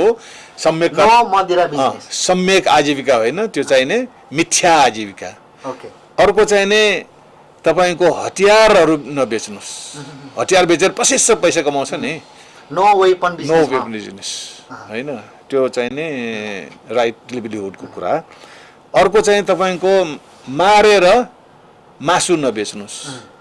पशु मारेर जुन मासु बेच्छौँ नि हामी कुखुरा फेडा त्यो किन मार्नुपर्छ नि त्यो मार्नु भनेको नै नराम्रो कर्म हो। त्यो पानाटी पाटा भन्छ अघिको सम्यक कर्मान्तमा जुन नराम्रो कर्म हुन्छ शरीरले मान्छेको प्राण छेदन गर्ने त्यो पनि राम्रो। त्यसरी मासु बेच्ने आफ्नो जीवनलाई अब यहाँ हेर्दाखेरि अब मान्छेलाई मर्का चाहिँ पर्छ यो सबै कुरा व्यवहारमा त हामी धेरै मिथ्या आजीविका देख्छौँ होइन। त्यसपछि अर्को चाहिँ नि तपाईँको यो ह्युमन ट्राफिकिङ भनेको जस्तो चेली बेटी बेच्ने अथवा दास बिक्री गरेर पैसा कमाउनेहरू छ नि मानव बेचबिखन नगर्ने होइन। अथवा पशु पनि हो तर पशु भनेको मारिन्छ त्यसमा। अब कतिवटा भयो 4वटा भयो। अर्को चाहिँ के छ भने पोइजन बेच्ने काम चाहिँ नि गर्नु हुँदैन। मान्छेहरूले पोइजन बेचेर अब त्यो पोइजनको चाहिँ अब मुसा मार्ने सेल मार्ने पोइजन कि अब मार्ने जे भयो भने मार्ने पोइजन पनि होला मुसा मार्ने पर्यो होला होइन मुसै मार्नु पनि पापै हो नि होइन। अब यो कुराहरूको अब सम्यक आजीविकाको व्याख्या गर्दाखेरि धेरै अचेल अहिलेको चाहिँ अहिलेको जीवनको जुन शैली छ हाम्रो होइन बजारको शैली अथवा जीविका चलाउने शैलीमा धेरै कुराहरू चाहिँ यसले प्रभाव पार्छ। तपाईँले भेडा बाख्रा कुखुरा पाल्नुको पछाडि पनि त्यो सम्यक आजीविका हुँदैन त्यसले किनभने तपाईँले त्यो पशु बेच्नुहुन्छ पशु मार्नुहुन्छ मासु बेच्ने हो नि त्यो सबै होइन। त्यस कारण चाहिँ यो भन्दाखेरि यसो गर्दाखेरि मासु खानु नै पनि होइन ठिक छैन कि भन्ने कुराहरू यसबाट आउँछ। र अहिले अब आउँदाखेरि यी सबै कुराहरू अब भनौँ न संसारमा चाहिँ ठुल्ठुलो अपराध अथवा ठुल्ठुलो दुःख दिने कुराहरू चाहिँ हतियार बेच्ने कुराहरूको कुरा सुन्नुहोस् त अहिले अमेरिकाले चाहिँ नि हतियार बेचेर पैसा कमाउँछ, मान्छेहरू करोडौँ मान्छे मार्छ होइन, त्यो सम्यक आजीविका होइन। त्यसरी चाहिँ नि आजीवन चलाउनु हुँदैन भनेर तपाईँको कतिवटा दुईटा सम्यक दृष्टि, सम्यक सङ्कल्प, त्यो प्रज्ञा भयो। यो तीनटा सम्यक कर्मान्त, सम्यक वचन र सम्यक आजीविका, यसलाई शील भन्छ। यो भनेको कोड अफ कन्डक्ट, लाइफको कोड अफ कन्डक्ट चाहिँ यति तीनटा कोड अफ कन्डक्ट तपाईँको जीवन चलाउँदाखेरि यो वचनमा होइन, त्यसपछि तपाईँको आजीविकामा र कर्ममा होइन संयम हुनुपर्छ। बुद्धिज्मको चाहिँ जिस्ट भनेको यहाँनिर आउँछ, यति हो। त्यसपछि तेस्रो चाहिँ नि अब अथवा पाँचौँ गयो होइन, छैठौँ सातौँ आठौँ चाहिँ के छ त भन्दाखेरि त्यो अष्टाङ्गिक मार्गको एउटा सम्यक व्यायाम, सम्यक समाधि र सम्यक स्मृति भन्छ। त्यो चाहिँ नि ध्यान समाधिको कुरा आउँछ। सम्यक व्यायाम भनेको के छ भन्दाखेरि तपाईँले यी कुराहरूमा जहिले पनि आफूलाई तन्दुरुस्त, जहिले पनि एक्सर्साइज गरिरहनु, व्यायाम त्यसलाई चाहिँ प्र्याक्टिसमा ल्याइरहनुपर्छ होइन, सही प्र्याक्टिस गर्नुपर्छ कि त्यो कुनै पनि काम चाहिँ त्यसै गरेर होइन। तर यी कुराहरूलाई चाहिँ नि तपाईँको चित्तको लेभलमा चाहिँ नि त्यसलाई चाहिँ ल्याइराख्नुपर्छ, सम्झिराख्नुपर्छ। त्यसको लागि विधिहरू छ। अनि त्यसपछि उहाँले सम्यक समाधि भनेको के छ भने यो सबै कुरा बुझ्नलाई यो मनको लेभलमा बुझ्ने, तपाईँको यो तीनटा आयो नि, शरीरको लेभलमा, वचनको लेभलमा र चित्तको लेभलमा है। यो समाधि भनेको चित्तबाट गरिने पापलाई कन्ट्रोल गर्न अथवा त्यस नराम्रो कामलाई कन्ट्रोल गर्न, यो ध्यानसँग सम्बन्धित एउटा सम्यक व्यायाम। व्यायाम भनेको नराम्रो काम नगर्ने, काम गरिरहेछु भन्ने कुराहरू ठिक, म चाहिँ राम्रो काम गरिरहेछु भने एक्सर्साइज होइन, व्यायाम, जहिले पनि सजग भइरहने। दोस्रो चाहिँ सम्यक समाधि। सम्यक समाधि भनेको तपाईँको मनलाई चाहिँ बुझ्नलाई तपाईँको कन्सन्ट्रेसनको प्र्याक्टिस गर्नुपर्छ। त्यसका धेरै तरिकाहरू छन्, तर कुनै पनि कुरामा मन अब त्यो चाहिँ तपाईँको ध्यानको विधिमा जानुपर्छ, टेक्निकल। त्यो ध्यानको विधि कहाँबाट आउँछ भन्दाखेरि स्मृतिबाट। स्मृति भनेको तपाईँको माइन्डफुलनेस होइन, राइट माइन्डफुलनेस भने मनलाई चाहिँ कसरी सञ्चालन। अहिले माइन्ड तपाईँले नबुझेछ, माइन्ड चाहिँ तपाईँको कन्ट्रोलमा छैन। माइन्डले चाहिँ तपाईँले कहाँ कहाँ पुर्याउँछ, कल्पना कहाँ पुर्याउँछ, इमेजिनेसनको कुरा, तर त्यस्तो हुँदैन। तपाईँ जुन विपश्यना ध्यानको एउटा विधि पनि छ, अहिले पाइन्छ होइन, 10 दिनको पनि तपाईँ ट्रेनिङमा बस्न सक्नुहुन्छ। त्यो विपश्यना ध्यान बसेपछि त्यो माइन्डलाई चाहिँ नि ट्रेनिङ गर्ने टेक्निकहरू सिकिन्छ। त्यो माइन्ड भनेको अहिले प्रेजेन्स अफ माइन्ड भन्छौँ नि, जहिले पनि माइन्ड चाहिँ तपाईँको बिर्सिएको हुँदैन। माइन्ड सजग, माइन्डको साथ तपाईँ जिइरहनु रहेछ भने त्यसले चाहिँ नि अकुशल कर्म गर्दैन। कुशल कर्म गर्नलाई तपाईँलाई आधार तयार हुन्छ र अनि तपाईँ इन्लाइटनमेन्टको लागि प्राप्त आधारहरू तयार, त्यसको बेसिक फ्रेमवर्क तयार हुन्छ भन्छ। त्यस कारण यो चाहिँ एउटा सम्यक व्यायाम, सम्यक समाधि, सम्यक स्मृति, अनि विपश्यना पनि त्यसैको एउटा पार्ट हो, विपश्यना ध्यान। डाक्टर साहब, अहिले हामी बुद्धको जन्म, बुद्धले प्रतिपादन गर्नुभएको थ्योरी होइन, अनि त्यसपछिबाट हामीले गर्नुपर्ने एक्सर्साइजको बारेमा हामीले यहाँसम्म कुराकानी गऱ्यौँ। अब अलिकता यो के भन्छ कार्यक्रमलाई, यसलाई अलिकता प्रसङ्ग बदलौँ।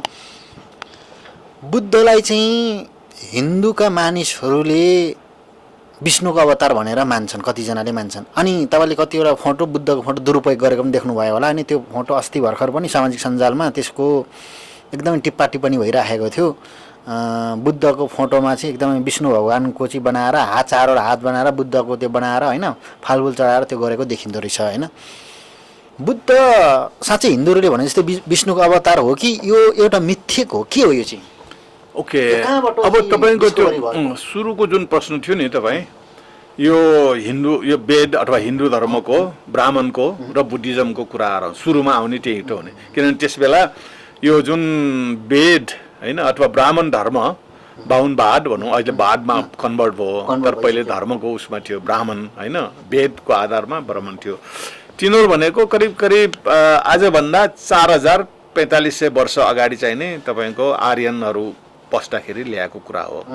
यो तीनटा वेदमा चाहिँ नि अझ एउटा जुन ऋग्वेद भन्ने पहिलो वेद छ, त्यो उनीहरू चाहिँ नि यो जुन मिडल इस्ट छ नि, आर्यल्यान्ड भनेको इरान, इराक, अरब, सिरिया, यो क्षेत्र, किनभने अझै पनि इरान भनेको आर्यन हो, आर्यहरूको आन हो होइन। अरब भनेको आर्यहरूको अब होला, अरब के अरे यो इराक भनेको आर्यहरूको राक होला, र सिरिया भनेको पनि सिरहरूको आर्यहरूको हो। त्यो अझै पनि त्यो देशहरूको नाममा आर्य गाँसेको छ। यो क्षेत्रबाट चाहिँ यहाँ आउँदाखेरि उनीहरू सायद इरानमा पुग्दाखेरि, पाकिस्तान आइपुग्नुभन्दा अगाडि, अफगानिस्तान पाकिस्तान आउनुभन्दा अगाडि इरानमा पुग्दाखेरि उनीहरूले चाहिँ यो ऋग्वेद चाहिँ नै करिब करिब कम्पोज गरिसकेको देखिन्छ। ऋग्वेद भनेको यो भगवान के अरे देवतालाई चाहिँ नि एउटा आराधना गरेको एउटा भजन जस्तो मात्रै कुरा हो नि त त्यहाँ होइन। त्यो पनि त्यो देवताहरू पनि कस्तो भने आगो पानी यस्तोलाई हामीलाई रक्षा गर भनेर प्रार्थना गरिरहेको कुराहरू मात्र हो त्यो। त्यस कारण यो ऋग्वेद भनेको यहाँ जुन बस्दाखेरि उनीहरू आर्यनहरू चाहिँ नै भारतको भनौँ न अहिलेको जुन चाहिँ यो इन्डस रिभर होइन, सिन्ध त्यो पन्जाब यो पाकिस्तानको एरिया त्यो क्रस गर्ने बेलामा उनीहरूसँग चाहिँ नि यिनीहरू सबै नोम्याडिकहरू, यो मरुभूमिमा गाई चराउँदै भित्र पसेकाहरू हुने यिनीहरू होइन, यो ब्राह्मणहरू आर्यहरू। र तिनीहरू आउँदाखेरि उनीहरूसँग चाहिँ त्यो विभिन्न कठिन ठाउँबाट पार गरेर कहिले पानी पर्ने, कहिले यो आगोले होइन तपाईँको मरुभूमिमा गर्मीले उ गर्ने, डडेलो लाग्ने, यी सबै भनौँ न दुःख कष्टबाट चाहिँ पार गर्दै गर्दै यिनीहरू आउँदाखेरि उनीहरूले अब त्यो देवतालाई एउटा सम्झने होइन, अथवा बादललाई पूजा गर्ने अथवा घामलाई पूजा गर्ने, यी सबै कुराहरू त्यसरी चाहिँ डेभलप भएर आएको हो। यो प्राकृतिक ढङ्गले एउटा मान्छेले त्यस बेलाको मान्छेको विकासमा एउटा कल्पना गर्दै गर्दै आएको हो। त्यस बेला उनीहरूसँग ऋग्वेद भन्ने मात्र थियो। त्यसपछि उनीहरू सिन्ध क्रस गरेपछि इन्डियामा आइसकेपछि उनीहरूले दुईटा अरू वेद लेखे होइन, यो के सामवेद र अरू के चाहिन्छ अब ऋग्वेद होइन, यजुर्वेद, सामवेद, अथर्ववेद। यो यजुर्वेद र ऊ चाहिँ अथर्ववेद सायद पछिको होला सबभन्दा पहिला, त्यो त धेरै बुद्ध पछि लेखेको हो होइन। यो लेखेर जुन उनीहरू पसे होइन, तपाईँको यो विषय फेरि कहाँ त्यो वेदको ऊ गर्दै जाँदाखेरि त्यसरी चाहिँ उनीहरू पसे होइन। त्यो सुरुमा जुन धर्मको उसमा त्यसपछि यहाँ 2500 आजभन्दा 4000-4500 वर्ष अगाडि चाहिँ नै उनीहरू पसे। त्यसपछि उनीहरूले 2000 वर्ष जतिमा चाहिँ नि 3टा वेद होइन निर्माण गरे र 2500 वर्ष अगाडि चाहिँ नि बुद्ध प्रादुर्भाव भएपछि त्यसपछि यो ज्ञान धर्मको ज्ञानमा बडो सिस्टमेटिक जस्तो अहिले 4 आर्य सत्य, अष्टाङ्गिक मार्ग, यी सबै सिद्धान्त फर्मुला र स्ट्रक्चर्ड ज्ञानहरूलाई चाहिँ त्यहाँ प्रतिपादन भएपछि यो हिन्दूहरूलाई चाहिँ नि यो जुन ब्राह्मणहरूलाई ठुलो च्यालेन्ज आयो बुद्ध आएपछि। बुद्ध आउनुभन्दा अगाडि तपाईँको अरू तीर्थङ्कर जैनहरू थिए, अलिकति जैन पनि बुद्ध जस्तै हो, एउटा गड मान्दैन उसले पनि, ऊ पनि एउटा तर हिन्दू धर्मलाई च्यालेन्ज गर्ने चाहिँ थिएन। त्यहाँ थिए त्यो कसो भन्दाखेरि तपाईँको त्यो जस्तो हामी मोहेन्जो डारो होइन यसको सभ्यताको कुरा गर्छौँ नि, त्यस बेला एक प्रकारको प्रकृति पूजन जस्तो अहिले मुन्डुम भने जस्तै प्रकृति खसहरूको मस्तो भने जस्तै त्यस्तो थियो। तर त्यो एकदमै प्रिमिटिभ लेभलमा एउटा विश्वासको आधारमा थियो। तर उनीहरूले एक प्रकार वेदहरू जुन आयो नि सूत्रबद्ध भएर उनीहरूले एउटा साहित्य सृजना भएर आयो, त्यो साहित्यको अगाडि उनीहरू त्यति टिक्न सके। उनीहरूले त्यो हिन्दू धर्मले अथवा त्यो वेद वैदिक ब्राह्मणहरूले छोप्दै ल्यायो नि त होइन त्यस बेला। तर त्यसलाई काउन्टर चाहिँ कहाँनिर भन्दाखेरि त्यो वैदिकहरू चाहिँ नि बनारस क्रस गरे थिएन। त्यस कारण त्यस बेला बुद्धको प्रादुर्भाव हुँदाखेरि वैदिक धर्म बिहार पुगेको थिएन, तपाईँको बनारसको पश्चिमतिरसम्म मात्र पाइन्छ त्यो इतिहासको अन्वेषण गर्दाखेरि। तर बुद्धले चाहिँ बनारसबाट चाहिँ रोक्यो भनौँ न बुद्धिज्म, किन बिहारतिर चाहिँ बुद्धिज्म मात्र देखियो। त्यो तकरार हुँदाखेरि ब्राह्मणहरू करिब करिब परास्त भए।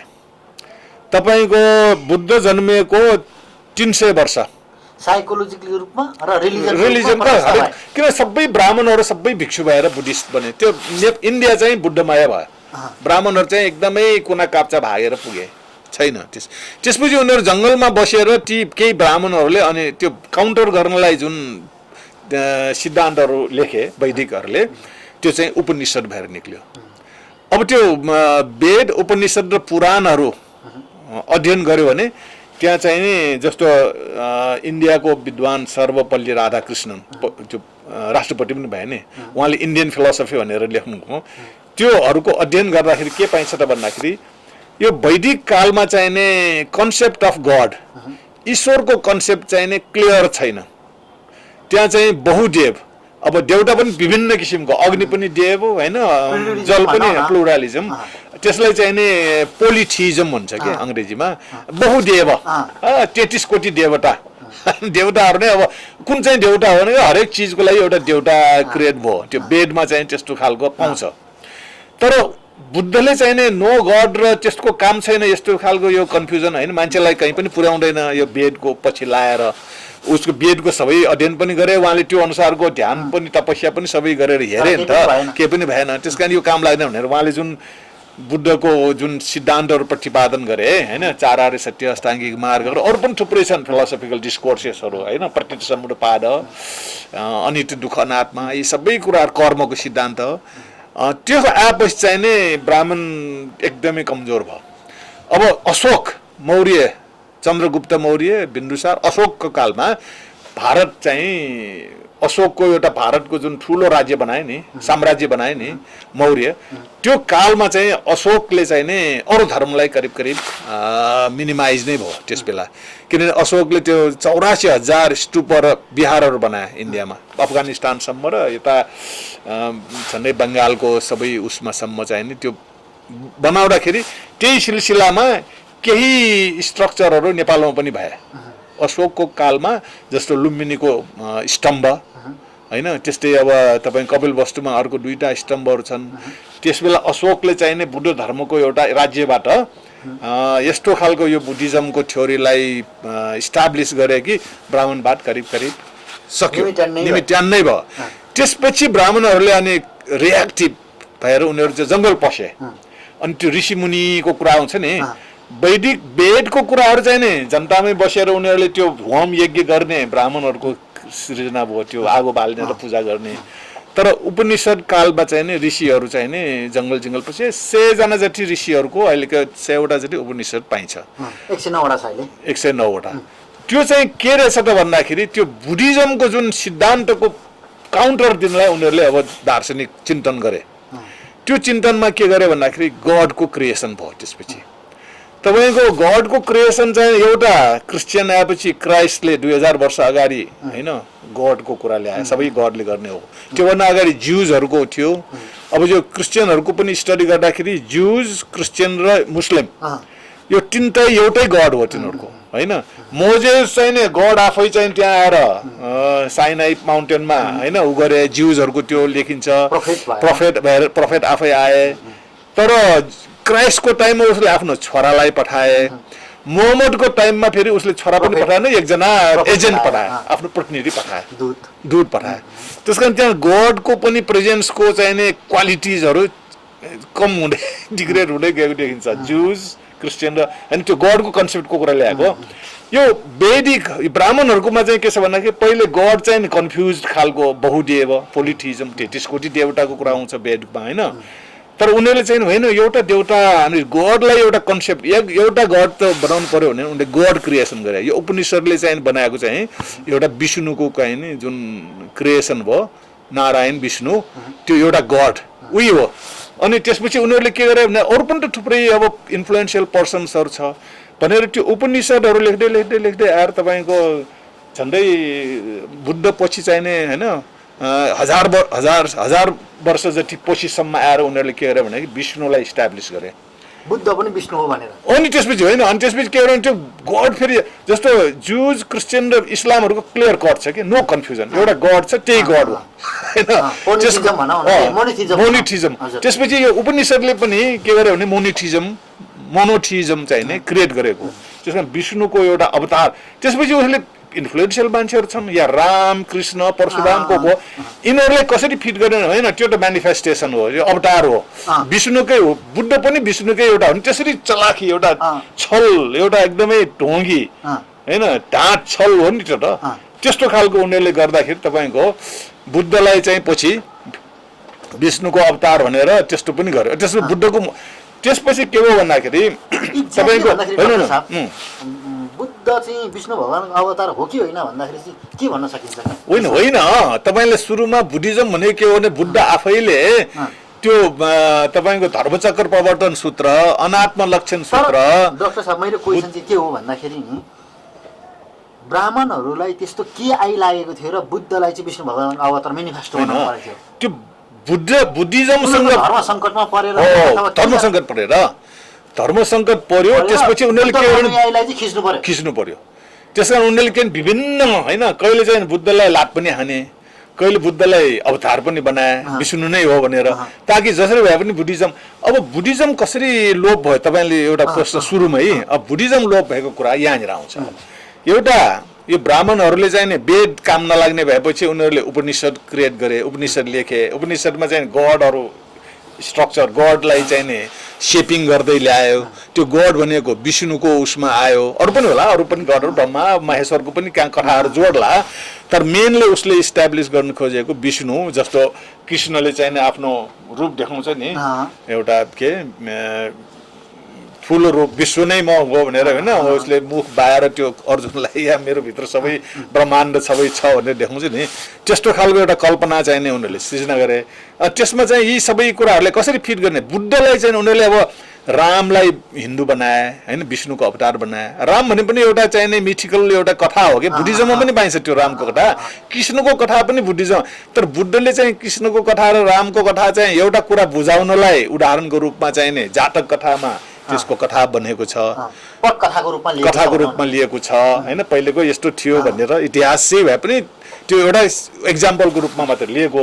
तर यिनीहरूले के गर्यो भन्दाखेरि त्यो बुद्धिज्म त पढ्यो, यिनीहरूले जातक पढ्यो, त्यहाँको चाहिँ पात्रहरूलाई चाहिँ उनीहरूले राम बनाइदिए, त्यहाँबाट कृष्ण बनाइदिए, यी सबै साहित्यले लेखेको।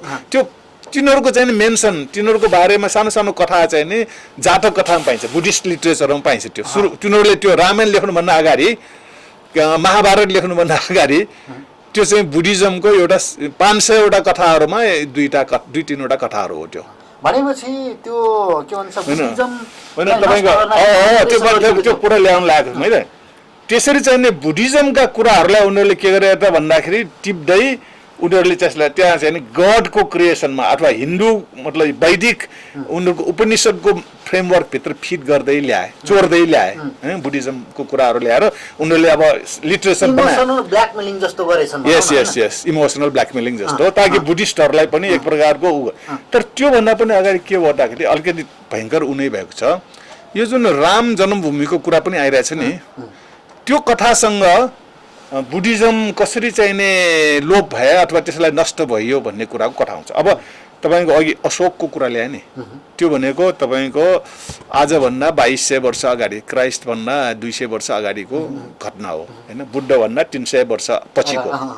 त्यो अशोकले चाहिँ नि इन्डियालाई चाहिँ पुरै बुद्धिस्ट बनाए होइन, उसको राज्यबाट हरेक किसिमकोबाट बुद्धिस्ट, सबै इन्डियामा बुद्धिस्ट मात्रै हो, बुद्धमय। त्यस कारण अहिले जति पनि इन्डियामा उत्खननहरू हुन्छ नि पुरातात्विक, त्यो अहिलेको हिन्दू मन्दिरहरूको पनि उत्खनन गरेर तल ल्याएर बुद्धिस्ट निक्लन्छ नि त। राम जन्मभूमि त्यही भएन अहिले निक्लेछ नि, सोमनाथ भनेको त हिन्दूहरूको सबभन्दा ठुलो मन्दिर हो नि इन्डिया, त्यसको मुनि चाहिँ बुद्धको चाहिँ बिहार निक्ल्यो नि त। त्यो बिहारलाई चाहिँ नि होइन छोपेर उनीहरूले हिन्दू मन्दिर बनाए। राम मन्दिरको जुन बाबरी मस्जिद छ नि, त्यो पनि त बुद्ध बिहार थियो भन्ने कुराहरू त अहिले निक्लिरहेछ, बुद्धिस्टको निक्ल्यो। त्यस कारण उनीहरूले बुद्धिस्ट बिहारहरूलाई चाहिँ कसरी नष्ट गरे, बुद्धिज्मलाई कसरी परास्त अनि नष्ट गरे भन्ने कुराको अब आउँछ। अशोकले त्यो बनिसकेपछि ती ब्राह्मणहरू धेरै रियाक्टिभ भए होइन। त्यसपछि यो मौर्यहरूको चाहिँ 10 वटा राजाले राज्य गरेको थियो मगधमा, इन्डियाको सबभन्दा पावरफुल त्यही हो। अशोक तेस्रो राजा हो, चन्द्रगुप्त मौर्य पहिलो राजा, बिन्दुसार दोस्रो राजा, अशोकको बाउ, तेस्रो चाहिँ अशोक भयो। त्यही सिलसिलामा चाहिँ 10औं मौर्य राजा चाहिँ बृहद्रथ। त्यो बृहद्रथको राज्यको पालामा एकजना पुष्यमित्र सुङ भन्ने एकजना ब्राह्मण, त्यो चाहिँ नि त्यहाँभित्र सेनाको उसमा चाहिँ त्यहाँ चाहिँ सेवा गर्दै पुगेर एउटा सेनापति भएर बढ्दाखेरि उसले एउटा घटनामा चाहिँ त्यो बृहद्रथलाई मारेर मौर्य वंशको अन्त भयो र ऊ चाहिँ जबरजस्त जङ्गबहादुर जस्तो राज्य गरे। अनि उसले चाहिँ नि त्यो अब बुद्धिज्मको कट्टर विरोधी ब्राह्मण हो, ऊ त त्यसरी छद्म बेसी हिसाबले त्यहाँ पुगिरहेको। त्यसले चाहिँ त्यसपछि सब त्यो अशोकले बनाएका ती बिहारहरू सबै नष्ट पनि गरे र त्यहाँ बिहारमा बस्ने भिक्षुहरूलाई काटे। लाखौं भिक्षुहरूलाई काटेर त्यसबेला हिन्दूहरूमा पनि त्यही अब भन्नु पुष्यमित्र सुन ब्राह्मणहरूले हिन्दू भनेको थिएन त्यसबेला ब्राह्मण हो। भनेपछि ब्राह्मणहरूले लाखौं बुद्धिस्ट भिक्षुहरूलाई काटे। अब त्यो अझै पनि इतिहास खोऱ्यो भने उसले एकजना भिक्षुको टाउको ल्यायो भने 100 दिनार चाहिने पुरस्कार दिन्छ। हिन्दू 100 दिनार भनेको 100 वटा असर्फी, 100 तला सुन। एउटा भिक्षुको टाउको काटेर ल्यायो भने भिक्षुको टाउको लियो भने 100 तला सुन, 100 तला सुन।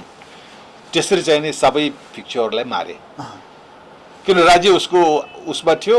त्यसपछि त्यहाँ धेरै त्यो मगधमा चाहिने ठुलै अब त्यसपछि मगधवासी त बुद्धिस्टहरू थिए। ठुलो रक्तपात मास मर्डर त्यो इन्डियाभरि चाहिँ त्यसले अशोकले बनाएका जति पनि सब नष्ट गर्न चाहिँ त्यो जुन चाहिँ पुष्यमित्र सुङ त्यो मगधमा चाहिने बस्दाखेरि त्यहाँको जनताको धेरै विरोध भएपछि यसले मार्ला भनेर डरेर ऊ मगधको जुन चाहिँ राजगृह छ नि पटना छ नि पाटलिपुत्रको राजधानी त्यसमा पटना छोडेर ऊ चाहिँ भागेर यहाँ चाहिँ नि अयोध्या भनेर जुन अहिले अयोध्याको कुरा आउँछ नि त्यहाँ आएर उसले आफ्नो राजधानी बनाए।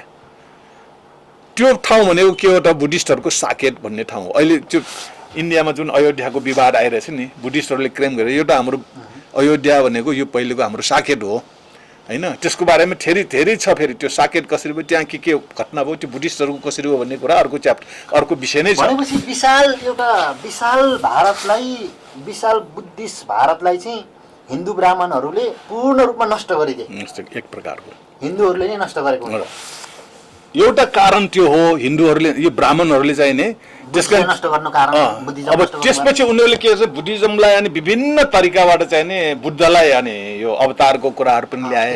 डाक्टर साहब मैले हजुरलाई यिनी एउटा क्वेसन गरिहाल्छु के भन्दाखेरि अहिले हिन्दूहरूले कस्तो भन्छन् भन्दा हिन्दू अभियन्ता अतिवादी हिन्दू अभियन्ताले सबैले त होइन अतिवादी हिन्दू अभियन्ताले के भनेको छन् भने बुद्धिस्ट धर्म र हिन्दू धर्म एउटै हो भनेर भन्छन् होइन। त्यसो भने त बुद्धिस्ट धर्म र हिन्दू धर्म थियो भने त त्यो राजाले त्यति मास मर्डर गर्नै थिएन। त्यो एउटै होइन। त्यो अब अहिले ब्राह्मणहरूले के छ भन्दाखेरि यो बुद्धिज्म चाहिँ उनीहरूलाई जहिले पनि खतरा। तपाईँको ब्राह्मणहरू चाहिँ क्रिस्चियनसँग पनि डराउँदैन मुस्लिमसँग पनि डराउँदैन। अब ज्युजहरू त खासै समस्या छैन पर ज्युजहरू उनीहरूसँग मिल्छ चरित्रहरू होइन पुरानो ज्युजहरूको ब्राह्मणहरू एउटै हो भन्ने कुराहरू पनि आउँछ। ब्राह्मण र ज्युजहरू किनभने तिनीहरू ज्युजहरू नै हो कि यो आर्यहरू जुन फर्केर आउँदाखेरि तर त्यो पार्ट अर्कै भयो। त्यस कारण चाहिँ उनीहरू क्रिस्चियनसँग पनि डराउँदैन मुस्लिमसँग पनि डराउँदैन तर उनीहरूलाई डर हुनेको किनभने इतिहासमा यो बुद्धिज्मसँग चाहिँ नि उनीहरू परास्त भएको होइन। किनभने यो बुद्धकोदेखि अशोकको कालसम्म आउँदाखेरि ब्राह्मण करिब बेड सेटको कामै नलाग्ने भनेर फालिसकेको थियो र ती सबै ब्राह्मणहरू चाहिँ एक प्रकारको भूमिगत जस्तो जङ्गलमा बसेर कुठी बनाएर उनीहरू चाहिँ नि त्यहाँ बसेर त्यहाँबाट उपनिषदहरू प्रतिपादन गर्दै आए। हिन्दू धर्म र बुद्धिस्ट धर्म एउटै होइन। बुद्धले त त्यो धर्म हिन्दू मात्र होइन यो ब्राह्मण मात्र होइन उहाँले त्यो काम लाग्दैन भनेर त त्यस बेला पाइएका धर्मका विभिन्न स्कुलहरू होइन धर्महरू 62वटा किसिमको चाहिने दार्शनिक यो मान्यताहरू चाहिँ सबै काम लाग्ने वाहियात हो बेकार हो भनेर त उहाँले ब्रह्मजाल सूत्र भनेर सबभन्दा पहिलो सूत्र नै त्यो हो।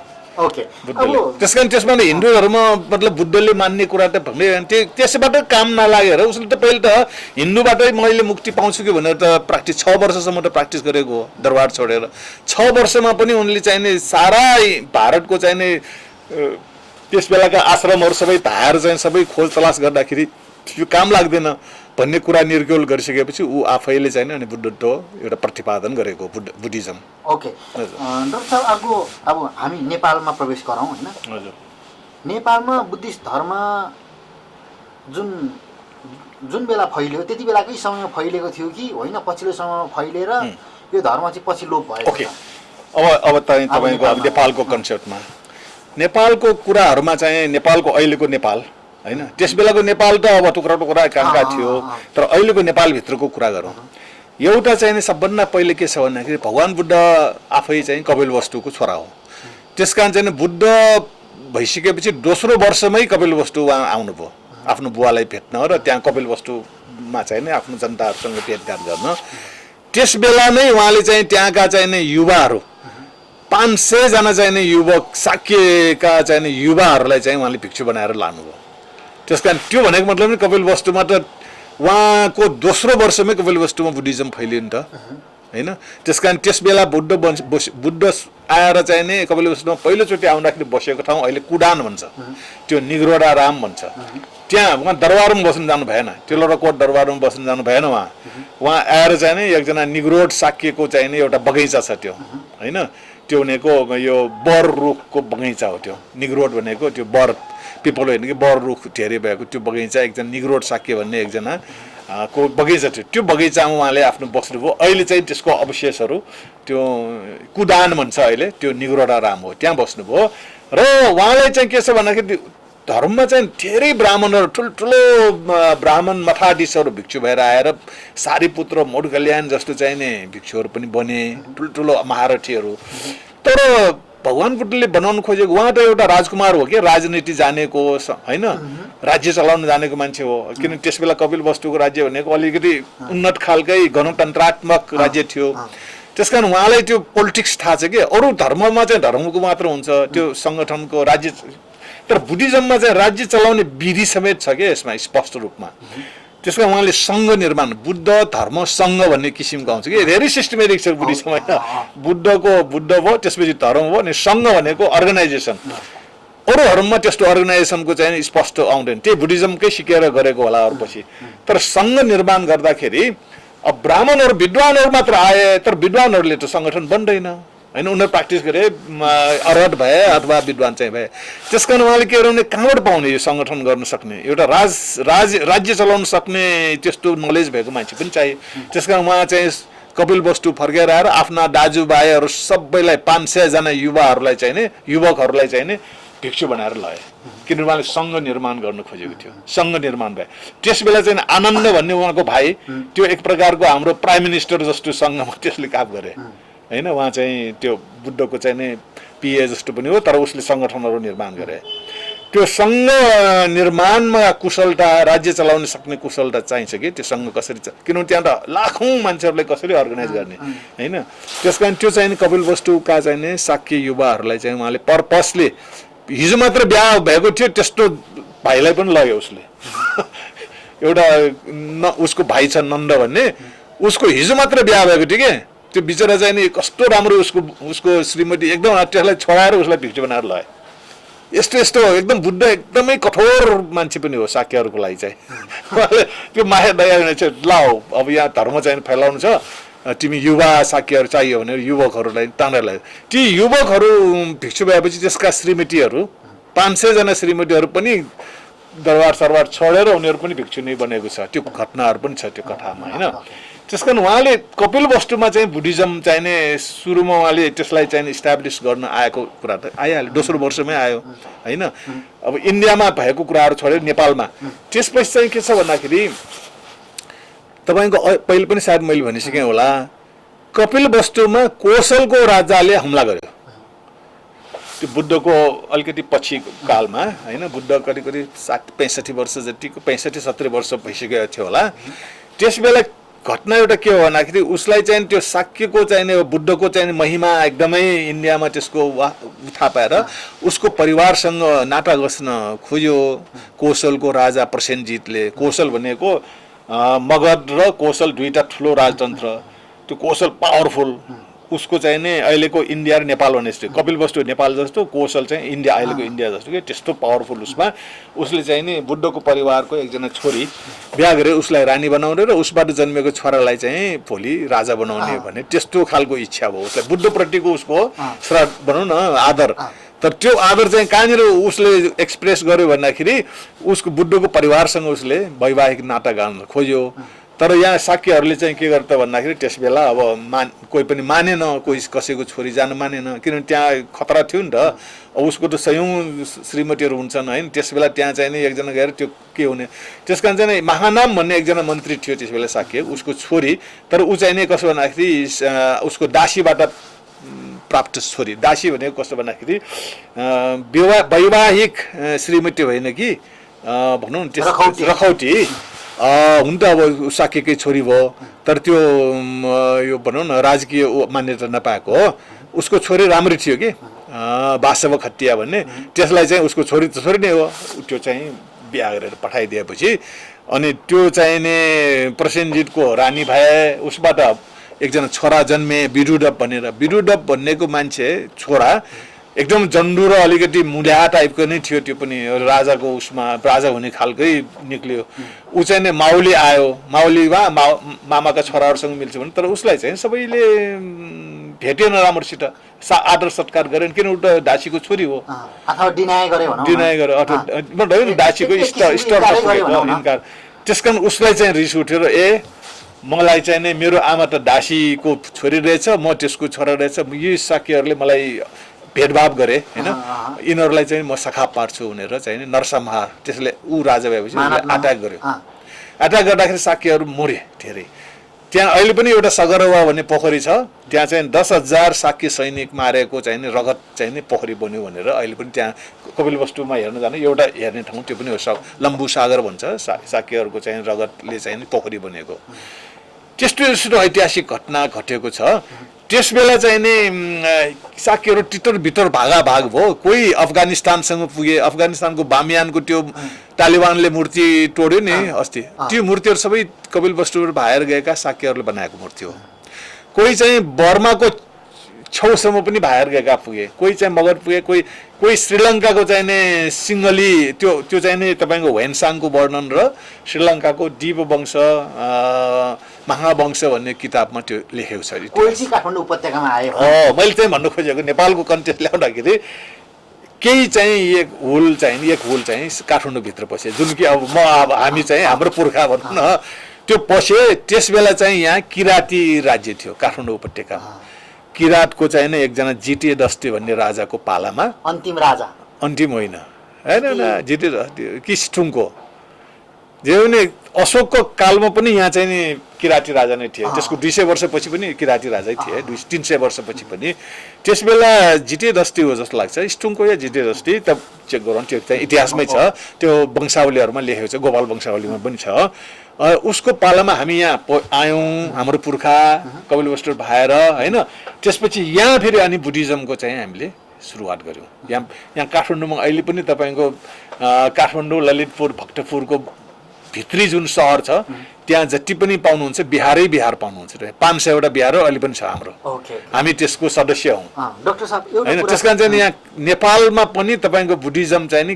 त्यस बेला किराँती राजाको पालामा हामी यहाँ आएर यहाँ बुद्धिज्म चाहिँ नि इस्टाब्लिस गर्यौँ यहाँ सोध्नुपर्ने क्वेसन चाहिँ के छ भन्दाखेरि किराँती राजाहरू त प्राकृतिक पूजा थिए उनीहरूले बुद्धिज्मलाई सहजै रूपमा कसरी अब त्यो एउटा ऐतिहासिक कसरी फैल्यो तपाईँले अब किराँतीहरू होइन हामी त शरणार्थी भएर आएको उहाँले चाहिँ अब त्यहाँ 2-3वटा कुरा छ एउटा चाहिँ के छ भन्दाखेरि अब कपिलवस्तुको साक्यहरू भनेको एकदमै सिभिलाइज्ड एउटा उन्नत नगर सभ्यता ठुल्ठुलो सहर कलाकृतिहरू होइन ठुल्ठुलो अब सुन चाँदी हिरा जोहारातको भ्यालु बुझेकाहरू यहाँ त्यस बेलाको त्यो वर्णनमा त्यो जुन सूत्रहरू पाइन्छ त्यसको त्यो वर्णनमा यहाँको किराँतीहरू चाहिँ भेडा पाल्ने भेडा लाइभ एउटा पशुपालनको चाहिँ नि लेभलको राज्य थियो होइन उहाँहरू जस्तो अहिले पनि हिमालतिर गयो भने भेडा पालिन्छ किन यहाँको ऊन चाहिँ नि भारतको बजारमा पनि धेरै महँगोमा बेचिन्छ भन्ने कुराहरू लेखेको छ त्यो चाणक्यकोमा पनि लेखेको छ अरूमा पनि लेखेको छ त्यस कारण चाहिँ यहाँ आउँदाखेरि हामीले त यहाँ कृषि सुरु भएको थिएन त्यस कारण त्यो साक्यहरू आउँदाखेरि यहाँ धान रोप्ने काम सुरु भयो त्यसरी उनीहरूले राज्यमा केही पनि दखल भएन शरणार्थी भएर आएर उनीहरूले एउटा कृषि युग सुरु गरिदियो धान रोप्ने सुरु गरिदियो त्यसपछि तपाईँको घर बनाउने यस्तो बिहारहरू आफै बनाउँदाखेरि यहाँ चाहिँ नि सम्पन्न र समृद्ध समाज चाहिँ निर्माण भयो नगर निर्माण भयो कृषि सिकाइसकेपछि उनीहरू पशुपालन भन्दा पनि सहज रूपमा यहाँ धान उत्पन्न हुने त्यसमा समृद्धि भयो त्यस कारण राजा खुसी नै भए र उनीहरूले चाहिँ नि धर्म अपनाया नअपनाया भन्ने कुराहरूको अब त्यहाँ कुनै त्यस्तो देखिँदैन होइन तर प्रकृति पूजक भनेको त अहिलेको किराँतीहरू राई लिम्बूहरूले अहिले कुरा ल्याएको होला मुन्नुम सुन्नुम कुराहरू तर किराँती राज्य नेपालको होइन मैले योभन्दा अगाडि मात्र एउटा देश यलम्बर यलम्बरको राजधानी चाहिँ काठमाडौँ हो कि त्यो अहिलेको पूर्व होइन के तपाईहरुको चाहिँ पूर्व त यहाँबाट पछि ठुलो थियो होला किराँती राज्य त्यो त लखाटिएर पुगेको त्यसकारण त्यो किराँती राज्यको मूल केन्द्र भनेको काठमाडौँ उपत्यकै हो यलम्बर नै हो के त्यसकारण हामी अझै पनि भनेर जुन चाहिँ यलम्बरको हामी अझै पनि हाम्रो संस्कृतिमा हामी शाक्यहरूको संस्कृतिमा र अथवा यहाँ काठमाडौँको नेवारको संस्कृतिमा हामी यलम्बरलाई अझै पनि राजा मान्छौँ कि हाम्रो संस्कृतिमा त्यो अझै पनि लुकेको छ प्र्याक्टिसमा छ त्यो भनेको मैले अस्ति मात्र एउटा इन्टरभ्यूमा भनेको थिएँ हाम्रो दसैँमा जुन दसैँ छ नि दसैँमा हामी जुन चाहिँ यो शाक्यहरूले मान्ने अथवा यहाँ तल जुन हाम्रो ज्याफूहरूले मान्ने अब ज्याफूहरू महर्जनहरू र शाक्यहरू नै हो यहाँको मुख्य र हाम्रो दसैँ भनेको पञ्चमीको दिनमा हुन्छ पञ्चमीको दिनमा हामी टेकुमा एउटा पचली भैरव भनेर भन्छ पचली हैन एउटा स्थल छ नि त्यो पचलीको भैरवलाई चाहिँ हामी यलम्बरको राजा हो त्यो भैरव भनेर पछि हिन्दूहरूले यसलाई देवता बनाए भैरव बनाए तर त्यो अझै पनि त्यहाँ हेर्न जानुभयो भने एउटा त्यो भुइँमा एउटा प्वाल छ त्यो प्वालमा एउटा ढुङ्गा पेटी छ त्यो भनेको त्यो यलम्बरको चाहिँ नि यो पुठो त्यो पूजा गर्छौँ अझै पनि त्यो के भएको रहेछ भन्दाखेरि त्यो यलम्बर चाहिँ नि काठमाडौँभित्र पस्दाखेरि सुरुमा यहाँ चाहिँ नि ट्राइबल एउटा सानो ट्राइबल स्टेट थियो त्यहाँ चाहिँ खड्गेहरूको टेकु छ नि टेकुको माथि त्यहाँ चाहिँ खड्गेहरूको एउटा ट्राइबल एउटा भनौँ न यहाँ लोकल उसमा त्यो थियो र त्यसको छोरी चाहिँ उसले यो कसरी आयो भने ऊ फर्पिङमा बस्यो यहाँ काठमाडौँ उपत्यका पस्दाखेरि तपाईँको फर्पिङमा यलम्बर चाहिँ फर्पिङमा आएर बस्यो अनि ऊ चाहिँ बिहान सबैले त्यहाँबाट हिँडेर आएर यहाँ काठमाडौँमा आउने र यसो स्टडी गर्ने अनि टेकुमा विष्णुमती र यो बागमतीको जुन दोभान छ नि त्यहाँ चाहिँ अब भेडा सेडा चढाउने यस्तो थियो त्यहाँ चाहिँ त्यो राजकुमारी ट्राइबल स्टेटको राजकुमारी भनौँ न अब अहिले जस्तो राजकुमारी होइन कि ट्राइबल जुन सानो स्टेट थियो सानो राज्य थियो त्यसको छोरी राजकुमारी चाहिँ ऊ चाहिँ त्यहाँ भेडा सेडा चढाउन आउँथ्यो होला उसँग चाहिँ उसले थाहा पाएर यो चाहिँ यो राजाको छोरी भनेर चिन्यो होइन अनि उसँग लभ गरेर उसँग अब राम्रै सम्बन्ध गाँसिसकेपछि अनि त्यो छोरीले चाहिँ नि त्यो राजकुमारीले चाहिँ तिमी को हौ अब एकदमै पर्सनालिटी भएको त्यो यलम्बर राजा अब त्यो आकर्षण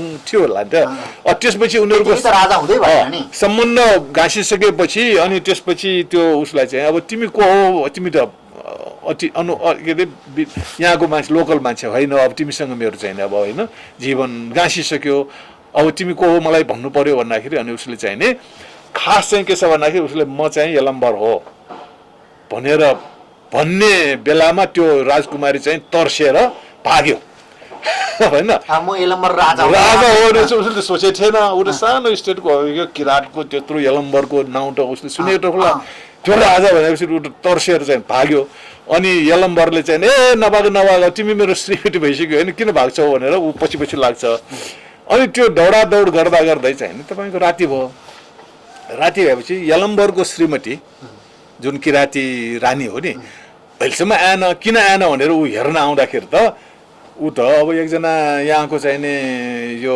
उसको छोरी राजकुमारीसँग सुतिरहेछ अथवा उसँग चाहिँ नि उसको भइरहेछ भनेपछि त्यो आएर चाहिँ नि त्यसपछि अगाडि यो राजकुमारी नै अजिमा भन्छौँ अनि त्यो पछिल्लो घ्याम्पो भैरव अनि त्यसको पछाडि त्यो किराँती रानी अथवा ज्याफू अजिमा भन्छौँ अहिले चाहिँ त्यो चाहिँ ज्याफू अजिमा ज्याफूहरूको उसले चाहिँ त्यो उग्रेछ त्यो पञ्चमी दिनमा राति त्यो जात्रा हुन्छ हाम्रो त्यो भनेकै तपाईँको यहाँको ट्राइबल स्टेट र यलम्बर किराँती राजा आउँदाखेरि एकीकरण हो त्यो मैले पृथ्वीनारायण शाहको कन्टेस्टमा पृथ्वीनारायण शाह चाहिँ नै पहिलो एकीकरण नेपालको एकीकरण गर्ने पहिलो चाहिँ यलम्बर हो भनेर भन्न खोजेको मैले के त्यसकारण पृथ्वीनारायण शाह त कान्छो पाँचौँ मात्र हो त्यो के अहिले हामी पृथ्वीनारायण शाहले नै नेपाल बनायो भन्छौँ त्यस बेलाको नेपाल र यलम्बरले बनाएको हो किन यलम्बरको महिमा त्यसको खोज तलास गर्यो भने ठुलै राज्य इस्टाब्लिस गरेको हो त्यसैको उसमा चाहिँ किराँतीहरूकै राज्यमा हामी कपिलवस्तुबाट आएका शाक्यहरू पनि यहाँ सम्मिलित भयो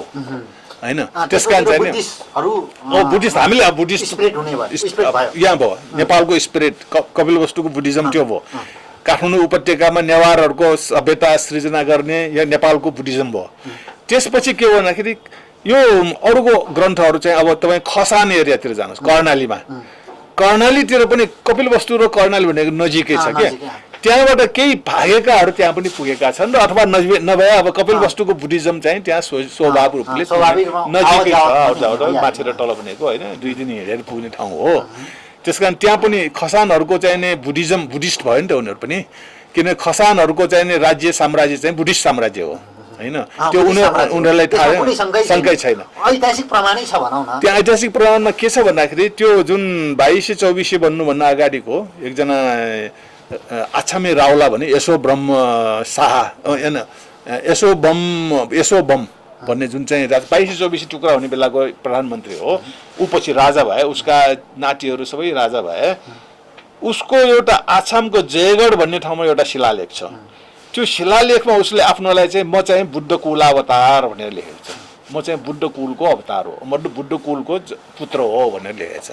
भनेपछि ऊ त्यो आछामी रावला भन्ने जुन चाहिँ छ यसो बम हो, बम के त्यो नै पछि अहिले शाह भए उसैको सन्तानहरू। उसको त्यो शिलालेख हेऱ्यो भने चाहिँ नि उसले त आफूलाई बुद्धको कुलको अवतार भनेको छ, बुद्धको कुलको छोरा भनेको छ। भनेपछि त ऊ चाहिँ नि कपिलवस्तुबाट भागेर गएका शाक्यहरूकोमा चाहिँ सायद त्यो चाहिँ उसको अवशेष हो कि भन्ने एउटा अन्वेषण गर्ने र एउटा अन्दाज लगाउने कुराहरू छ। त्यस कारण त्यो खसानमा पनि बुद्धिज्म जुन चाहिँ फैलिएको हुन्छ त्यो 12औं शताब्दीतिर टिबेटको टाक्लाकोटबाट आएर खसान साम्राज्य इस्टाब्लिस भयो। तर त्योभन्दा अगाडि नै त्यहाँ बुद्धिज्म त फैलिएको कुराहरू त अन्दाज गर्न सकिन्छ। त्यसकारण नेपालमा बुद्धिज्म कसरी सुरु भयो भनेर भन्दाखेरि एउटा आधार चाहिँ नै कपिलवस्तुको भयो, अर्को आधार यहाँ काठमाडौँको भयो, अर्को आधार खसानको भयो, अर्को चाहिँ यो मिथिला जुन चाहिँ छ नि जनकपुर, त्यो पनि लिच्छवीहरूको यो गणराज्यको पार्ट हो। त्यो लिच्छवीहरूको चाहिँ नि 8वटा राज्यहरूको एउटा फेडरेसन हो, वैशाली त्यसको ऊ हो। त्यस कारण मिथिला पनि, मिथिलालाई अवध पनि भनिन्छ अथवा विदेह पनि भनिन्छ। त्यो विदेह राज्य पनि यो लिच्छवीहरूको चाहिँ नि एउटा बज्जी गणराज्यको पार्ट हो। त्यस कारण त्यहाँ बुद्धिज्म पुग्नु पनि स्वाभाविक, किन बुद्ध नै अब लिच्छवीको उसमा वैशालीमा बसेर त्यहाँ धेरै कुराहरू छन्। त्यहाँ भनेपछि 200-300 वर्षको वरिपरिमा नेपाल पूर्ण रूपमा बुद्धिज्म भइसक्यो। अब पहाडी हिमालतिरको जुन चाहिँ अब शेर्पा, तामाङ, गुरुङ होइन भोटेहरूमा कसरी पुग्यो यो बुद्धिज्म चाहिँ नि त्यस बेला भगवान बुद्धको पालाको त्यस नजिकै थिएन। तर पद्मसम्भव भनेको तपाईँको सन् 1000 होइन, आजभन्दा 1000 वर्ष अगाडि पद्मसम्भव चाहिँ नालन्दाको भाइस चान्सलर थियो, नालन्दा युनिभर्सिटीको। ऊ चाहिँ तिब्बतमा बुद्धिज्म फैलाउनलाई जाँदाखेरि नेपालमा काठमाडौँमा आएर बस्यो। फर्पिङमा उसको बसेछ अनि यो के खोटाङको हल्लेसीमा छ, त्यहाँ बसेर उसले त्यहाँ जाने प्रतिपादन डिजाइन गरेको के तिब्बतमा बुद्धिज्म कस्तो लाने भनेर। त्यो चाहिँ एक प्रकारको निङमा सम्प्रदाय भन्छ, वज्रयानी सम्प्रदाय हो। त्यो डिजाइन चाहिँ के छ भने हिमाली क्षेत्रलाई, तिब्बत र हिमाली क्षेत्रलाई सुटेबल खालको डिजाइन गरेर पद्मसम्भव पछि चाहिँ त्यो क्षेत्र हिमाली क्षेत्र पनि बुद्धिस्ट भएको हो। नेपालको तपाईँले जुन बुद्धिज्मको बारेमा सोद्धाखेरि अहिले पनि त्यो विद्यमान छ होइन। अब काठमाडौँभित्रको चाहिँ नि बुद्धिज्म चाहिँ नि विभिन्न फर्ममा अप एन्ड डाउन भए तापनि अझै पनि काठमाडौँमा बुद्धिज्म लिभिङ नै छ, जीवित नै छ। अब डाक्टर साहब, अब यी क्वेसनलाई लिइरहँदाखेरि बुद्धिज्मलाई पूर्ण रूपमा ध्वस्त पार्ने र पारिएको समय चाहिँ कुन थियो? बुद्धिज्मको सबैभन्दा दुःखद समय नेपालको निम्ति चाहिँ कुन समय? त्यो राणाकालीन समय नै हो। राणाकालीन समय नै हो। त्योभन्दा अगाडि तपाईँको बिहार भत्काउने, सबै तोड्ने, बिहारको के भन्छ बिहारहरूलाई गुम्बाहरूलाई अतिक्रमण गरेर आफ्नो राज्यमा ल्याउने, त्यहाँ मन्दिर ठहराउने काम, जस्तो अब सिंहदरबारका कुराहरू छन्, यहाँ धेरै कुराहरू छन्। यस कुरामा अब त्यो के हो भन्दाखेरि बुद्धिज्म चाहिँ नै नेपालमा लिच्छवी कालसम्म बुद्धिज्मलाई राम्रै थियो।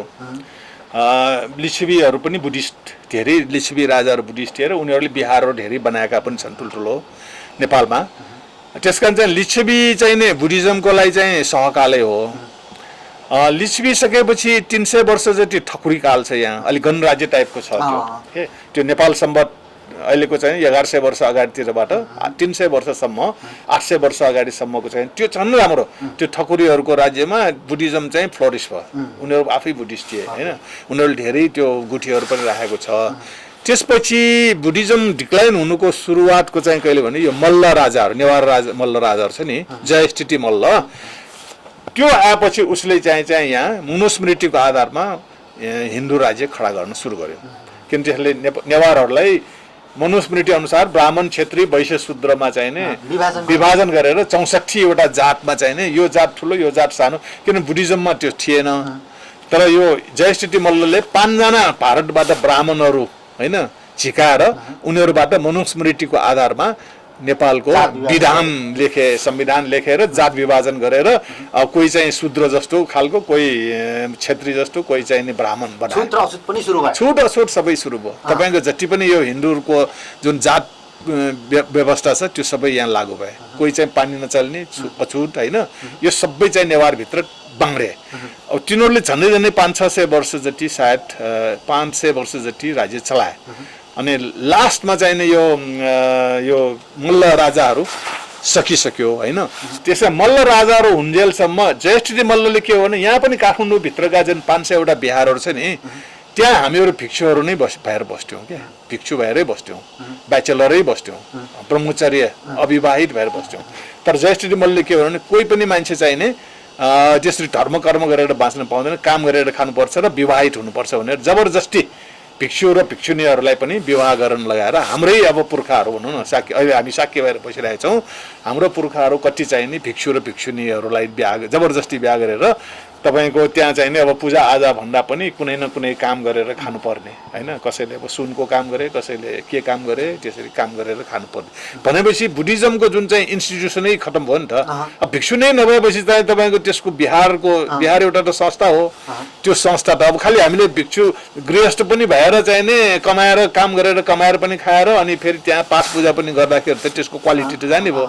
त्यसकारण बुद्धिज्म चाहिँ डिग्रेड हुनु र जयश्री मल्ल राजाहरूले त्यो ठाउँमा हिन्दू धर्म धमाधम विस्थापन, हिन्दूको कुराहरूले विस्थापन गरे। शाक्त सम्प्रदाय जस्तो बलि, अब त्यहाँ हाम्रो बुद्धिस्टहरू भनेको त मल्ल राजाहरूलाई चलाउने चाहिँ ब्राह्मणहरूले नै चाहिँ त्यो खतम पार्थे। ब्राह्मणहरूले मतलब विधान बनाए, मल्ल राजाहरूले त्यसलाई कार्यान्वयन गरे हैन।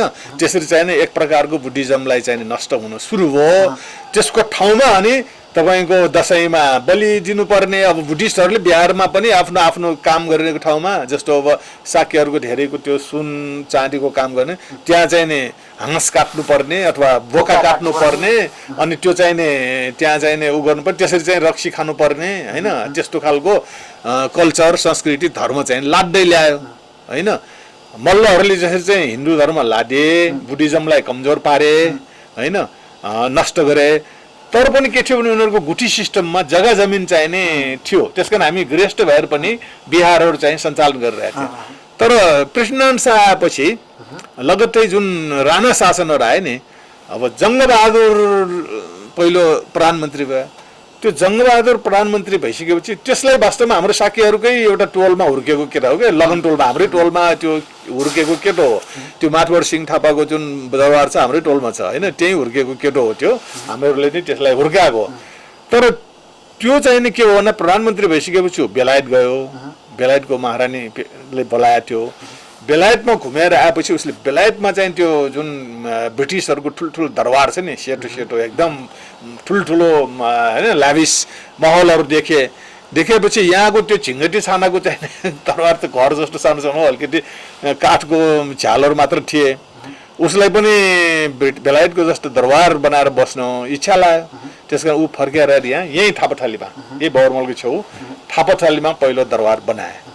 त्यसपछि राणा प्रधानमन्त्री र मन्त्रीहरू र राणा परिवारहरूले दनादन दरबार बनायो। अब जग्गा कहाँ पाउने भने यही हाम्रै बिहारको चाहिँ नि, यही हाम्रै साक्यहरूकै चाहिँ नि गुठीका जग्गाहरू, बुद्धिस्ट बिहारको जग्गाहरू सब उनीहरूले चाहिँ नि हडपेर राणाहरूले अहिले चाहिँ 50-100 वटा दरबारहरू जति नारायण हिटी दरबार, सिंह दरबार सबै। त्यसपछि त्यो राणाहरूको टाइममा चाहिँ तपाईँको भनौँ न बुद्धिज्मको चाहिँ नि पिक, नष्ट हुनुको पिक होइन, सबभन्दा बढी चाहिने ध्वस्त गर्ने चाहिने अब जग्गा जमिन नै गइसकेपछि त त्यसपछि त धर्म चाहिने रहने भएन। डाक्टर साहब, मैले अर्को कुरा सोध्नु खोजेको यसै कुरामा के हो भने नेपालको काठमाडौँ उपत्यकालाई, काठमाडौँ सहरलाई त मन्दिरको सहर भनिन्छ नि, यो चाहिँ कहाँबाट सुरु भयो क्या? होइन, मन्दिर होइन। मन्दिर भनेको यो अब बाहुनहरूले चाहिने आएपछि उनीहरूको भाषामा मन्दिर भने, तर बिहार हो कि अब यो त मन्दिर भनेको तपाईँको यो उसको मन्दिरको सुरुवात चाहिने अलिअलि मन्दिरहरू चाहिने लिच्छवी कालमा पनि आइसकेको थिए। जस्तो चाङ्गु नारायण मन्दिर, काठमाडौँमा मन्दिर चाहिँ कसले बनाउन सुरु गरेको होइन मन्दिर यो बिहार थियो। मल्लकालमा र अलिकति लिच्छवी कालमा अलिअलि फ्यात्तफुत्त डेभलप सुरु भएको देखिन्छ। बिहार नै मेन हो। तर यो मल्ल राजाहरू आएपछि चाहिँ नि मन्दिर मात्र बन्न थाले। अब बिहारहरू चाहिँ बनाउनुमा जनताले आफैले मात्र बनाउन सक्नेहरूले बनाए। त्यो पनि फेरि त्यहाँ अब पहिले जस्तो बिहारहरू सञ्चालन हुन सकेन होइन। त्यस कारण बिहारहरूको अब अधोगति अवनति सुरु भयो र त्यसको ठाउँमा मन्दिरहरू बनाए। जस्तो उदाहरणको लागि तपाईँको मल्ल राजाहरूले चाहिँ नि के आयो भन्दा उसले बोकेर आएको तलेजु हो। तलेजुलाई चाहिँ दसैँमा चाहिने जुन राङ्गोको भोग दिनुपर्छ त्यो गढीमाई हो क्या। त्यो गढीमाईमा संसारमा सबैभन्दा बढी 10,000 वर्षको चाहिँ राङ्गो काटिन्छ नि त्यहाँ है। त्यही चाहिँ नि मल्लहरूको इष्ट देवता हो। त्यो चाहिँ काठमाडौँमा ल्याएर त्यसलाई पनि राङ्गो काट्नुपर्ने प्रथा सुरु भयो। त्यस कारण सबभन्दा पहिले के छ उनीहरूले जहाँ आफू बस्ने दरबार छ त्यसको सँगै तलेजु मन्दिर बनाए। अनि उनीहरूले दरबार बनाउने बित्तिकै तलेजु मन्दिर बनाए। त्यसपछि त्यति मात्र होइन, त्यसपछि उनीहरूले काठमाडौँमा चाहिँ आएर अनि जहाँ जस्तो किसानहरूको बस्ती छ नि, ज्यापुहरूको बस्ती, पहिले त सबै बुद्धिस्ट हो। तर त्यहाँ चाहिँ त्यो मल्ल राजाहरूले के गरेर भन्दाखेरि त्यहाँ एउटा मन्दिर बनाए। त्यो फेरि त्यही शक्तिको अजिमाको अथवा तलेजुको तलेजुकै अब विभिन्न फप छन्, नवदुर्गा होइन, कोही चण्डी, कोही तिनीहरूको चाहिँ मन्दिर बनाउन लगाए। र त्यहाँ चाहिँ त्यो मुकुटको डान्स छ नि, मुकुटो लगाएर डान्स गर्ने, त्यसको चाहिँ नि राइटरै मल्ल राजाहरू हो। त्यो अपेरा देख्ने नै त्यसको त्यो कम्पोज गर्ने तिनीहरूले त्यो चाहिँ डान्स गर्नुपर्ने त्यो किसानहरूले ज्यापुहरूले अहिले पनि सबै गाउँमा त्यस्तो खालको मुकुट लगाएर डान्स गर्ने एउटा इन्स्टिट्युसन छ। त्यो मन्दिर हो। त्यो मन्दिरमा चाहिँ तलेजुकै एउटा भनौँ न अवतार भनौँ न, कोही चण्डी होला, कोही चाहिँ नि कुन चाहिँ हो, 9 दुर्गाहरूमा एउटा दुर्गा होला होइन। त्यस्तो चाहिँ जताततै दुर्गाको मन्दिर र अनि त्यो दुर्गाको मन्दिरको सँगसँगै भैरवको मन्दिर हुन्छ। अनि त्यसपछि अनि यो शिवालय पनि हुने भयो। अनि केही ठाउँमा अनि कृष्णको मन्दिर थोरै छ। कृष्ण मन्दिर विष्णु मन्दिर भनेको त थोरै हो। तर त्यसमा चाहिँ नि अनि यो भैरव अनि गणेश होइन, यी सबै कुराहरूको चाहिँ नि मल्लकालमा चाहिँ नि यसरी डेभलप भएको। ओके, हामी कार्यक्रमको एकदमै अन्तिम चरणमा छौँ। यो कार्यक्रम धेरै लामो पनि भएको छ, किनभने ऐतिहासिक कुराहरू ल्याउनु परेको कारणले, जोडिनु परेको कारणले, त्यसलाई धारा प्रवाहमा लानु परेको कारणले यो कार्यक्रम धेरै लामो भएको छ। हामी कार्यक्रमको अन्तिम चरणमा आउँदाखेरि कन्क्लुजन गरिरहँदा यो कार्यक्रमलाई बिट मारिरहँदाखेरि डाक्टर साहबलाई यो पछिल्लो समयमा मानिसहरूले क्रिस्चियनहरूले चाहिँ बुद्धिस्ट धर्मलाई नष्ट गरेको भन्नेसम्मको भएका छन्। डाक्टर साहबले भनेको अनुसार त हिन्दूहरूले चाहिँ बुद्धिस्ट धर्मलाई नष्ट गरेको चाहिँ देखिन्छ। भनेपछि वास्तविक सत्य कुरा चाहिँ हिन्दू धर्मले चाहिँ बुद्धिस्ट धर्मलाई नष्ट गरेको इन्डियाबाट र नेपालबाट भन्न सकिन्छ ऐतिहासिक। अब इन्डियामा त अहिले धनाधन अहिले फेरि अलिकति बुद्धिस्टहरूको अहिलेको जागरण इन्डियामा सबै निक्लिरहेछ होइन। जति पनि त्यहाँ ठुल्ठुलो हिन्दू मन्दिरहरू छ त्यसलाई त बुद्धिस्ट बिहारलाई होइन थिचेर त्यहाँ माथि बनाएको भन्ने कुराहरू, मूर्तिहरू सबै बुद्धको मूर्तिलाई पनि कसैको विष्णुको मूर्ति जस्तो बनाए, कोही हनुमान बनाइदिने, यस्तो अहिले निक्लिरहेको पनि छ। अब त्यस्तै यहाँ नेपालमा पनि तपाईँको मल्लकालको कुरा भयो, राणाकालको कुरा भयो र शाहकालको जुन चाहिँ पञ्चायती व्यवस्थाको आउँदाखेरि पनि विकासको नाउँमा धेरै जग्गाहरू हाम्रो अतिक्रमण गए छैन, हडपेर कहीँ नेसनल ट्रेडिङ बनाए, कहीँ कृषि विकास ब्याङ्क, यो सिंहदरबार अगाडिको जुन चाहिँ छ नि त्यो क्षेत्र पनि हाम्रै गुठीहरूको जग्गाहरू हो। त्यस्तो थुप्रै ठाउँमा छ जग्गा अतिक्रमण भएकाहरू। त्यसकारण अहिले अब बुद्धिस्टहरूको केही पनि बाँकी छैन भनौँ न। त्यही बिहारहरूमा होला, बिहारमा केही एउटा त्यो भगवान् बुद्ध राखेको एउटा मन्दिर जस्तो एउटा घर एउटा बाँकी होला। तर हाम्रो अब आफ्नो भावनाहरू बाँकी छ, आफ्नो संस्कारहरू चाहिँ बाँकी छ होइन। त्यसकारण त्यो हिन्दूकै उसमा चाहिँ नष्ट भएको। अब क्रिस्चियनको कुरा हो भने क्रिस्चियनहरू आएको धेरै पछि मात्र हो नि त होइन। 80 दशक 60 साल पछि नै हो नि होइन। 60 साल अगाडिसम्म राणाहरूको पालामा त क्रिस्चियनहरूलाई यहाँ अलिकति भएकालाई पनि तपाएकै थियो, भएकै हो होइन। त्यसकारण चाहिँ राणाहरूको लास्ट उसमासम्म 60 सालसम्म त क्रिस्चियनहरूको यहाँ केही पनि छैन।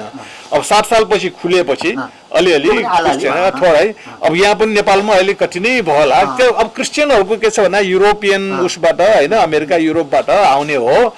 त्यसकारण चाहिँ क्रिस्चियनहरूको आउँदाखेरि केही अब आर्थिक होला, केही अब राम्रै समाज सेवाको कामहरू, जस्तो क्रिस्चियनहरू नै हो कि जसले कि यहाँ हेल्थको सर्भिसहरू सुरु गरे, मिसन स्कुल भन्छ, स्कुलहरू जेन जेभियर्सहरू। त्यस कारण शिक्षा र स्वास्थ्यमा चाहिँ एउटा आधुनिक ढङ्गमा ल्याउने क्रिस्चियनहरू नि त यहाँको होइन। किनभने राणाहरूले त दरबार स्कुल र त्रिचन्द्र कलेज भनेर उसको आफ्नो छोराहरू पढाउनलाई मात्र बनाएको हो, जनताले त पढ्न पाउँदैन थियो। तर क्रिस्चियनहरूले चाहिँ यहाँ चाहिँ जनताहरू पनि पढ्न मिसन हस्पिटल र मिसन स्कुलबाट सुरु भयो। त्यसकारण अहिले अब नेपाल अब लिबरल र खुल्दै गएपछि मानिसहरू आकर्षित जो जति छ विभिन्न कारणले गयो होला, तर तिनीहरूले बुद्धिज्मलाई चाहिँ त्यस्तो प्रहार गरेको त कुनै पनि उ छैन। अब मान्छेहरू छैन केही पनि छैन, मिठी छुट हो। तर मान्छेहरू आफै पनि विभिन्न त्यसको सङ्गतमा आएर, जस्तो अब तपाईँको गोर्खाको लुइटेलमा एउटा स्कुल खोल्यो, बुद्धिज्म त फैलिएको छ नि त। तपाईँको नेपालमा आएर क्रिस्चियनहरूले जति क्रिस्चियन बनाए त्योभन्दा धेरै ठुलो सङ्ख्यामा चाहिँ बुद्धिस्टहरू चाहिँ अमेरिका र युरोप उनीहरूले बुद्धिस्ट बनाएको छ नि त होइन। त्यस कारण त्यो कुनै त्यो धर्म पनि एउटा धर्मनिरपेक्ष राज्य भइसकेपछि आफ्नो चाहना अनुसारको धर्म मान्नु पाउनुपर्छ, स्वतन्त्रता। त्यो त कसो भन्दा बुद्धिस्टहरूले पनि त्यो बुद्धिस्ट छोडेर क्रिस्चियनमा नजाओस् भनेर उसले आफ्नो सतर्क हुनु पर्यो, उसलाई चाहिँ शिक्षा एजुकेट गर्नु पर्यो। अब त्यो बिचरो एकजना बुद्धिस्ट होला, गरिब छ होला, उसलाई सबैले चाहिँ नि व्यवस्था गर्ने भयो भने चाहिँ ऊ बाध्य भएर उसको आफ्नो स्वास्थ्यको लागि शिक्षाको लागि चाहिँ क्रिस्चियनको सेल्टरमा जानुपर्ने परिस्थिति सृजना हुन्छ, गरिबीको कारणले पनि हुन्छ। तर त्यसलाई चाहिँ नि अब हिन्दूहरूले पनि आफ्नो हिन्दूहरूलाई चाहिँ प्रोटेक्सन गर्न सक्नु पर्यो, बुद्धिस्टहरूले पनि गर्न सक्नु पर्यो।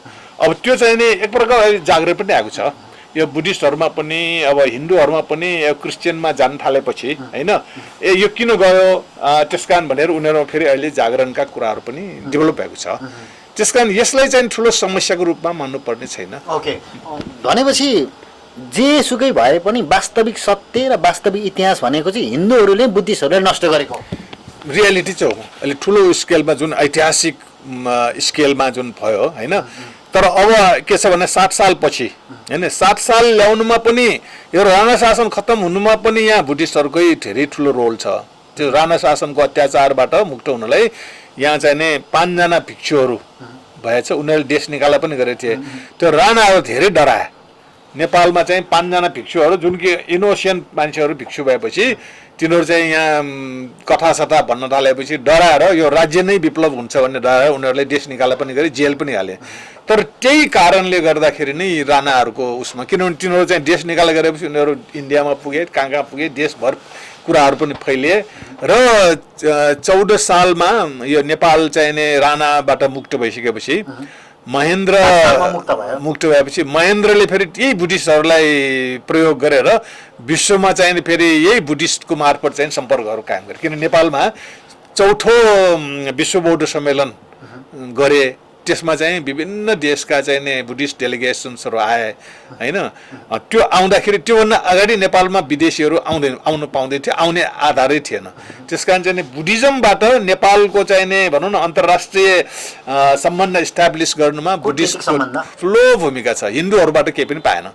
हिन्दूहरूबाट के हुन्छ, इन्डियासम्म त्यो काशी र बनारसमा पूजा गर्न गएर चाहिँ नेपालको चाहिँ नि अन्तर्राष्ट्रिय पोलिसी डेभलप हुँदैन। त्यस कारण चाहिँ यो युनेस्कोमा युएनमा जानेको आधार चाहिँ नि नेपालका बुद्धिस्टहरूले चाहिँ नि मार्ग प्रशस्त गरिदिएको हो कि। त्यस कारण चाहिँ पछि आएर यो त्रिभुवन चाहिँ नि झन्डै बुद्धिस्टै भयो होइन। महेन्द्र चाहिँ पञ्चायत आएपछि उसले अलिकति फेरि हिन्दूकै उसमा गरे, तर महेन्द्रले बुद्धिस्टको प्रयोग पनि गरे, युज पनि धेरै गरेछ कि। यसको अन्तर्राष्ट्रिय स्तरमा नेपाललाई सम्बन्धमा पुर्याउनलाई बुद्धिस्टहरूको प्रयोग गरेको छ।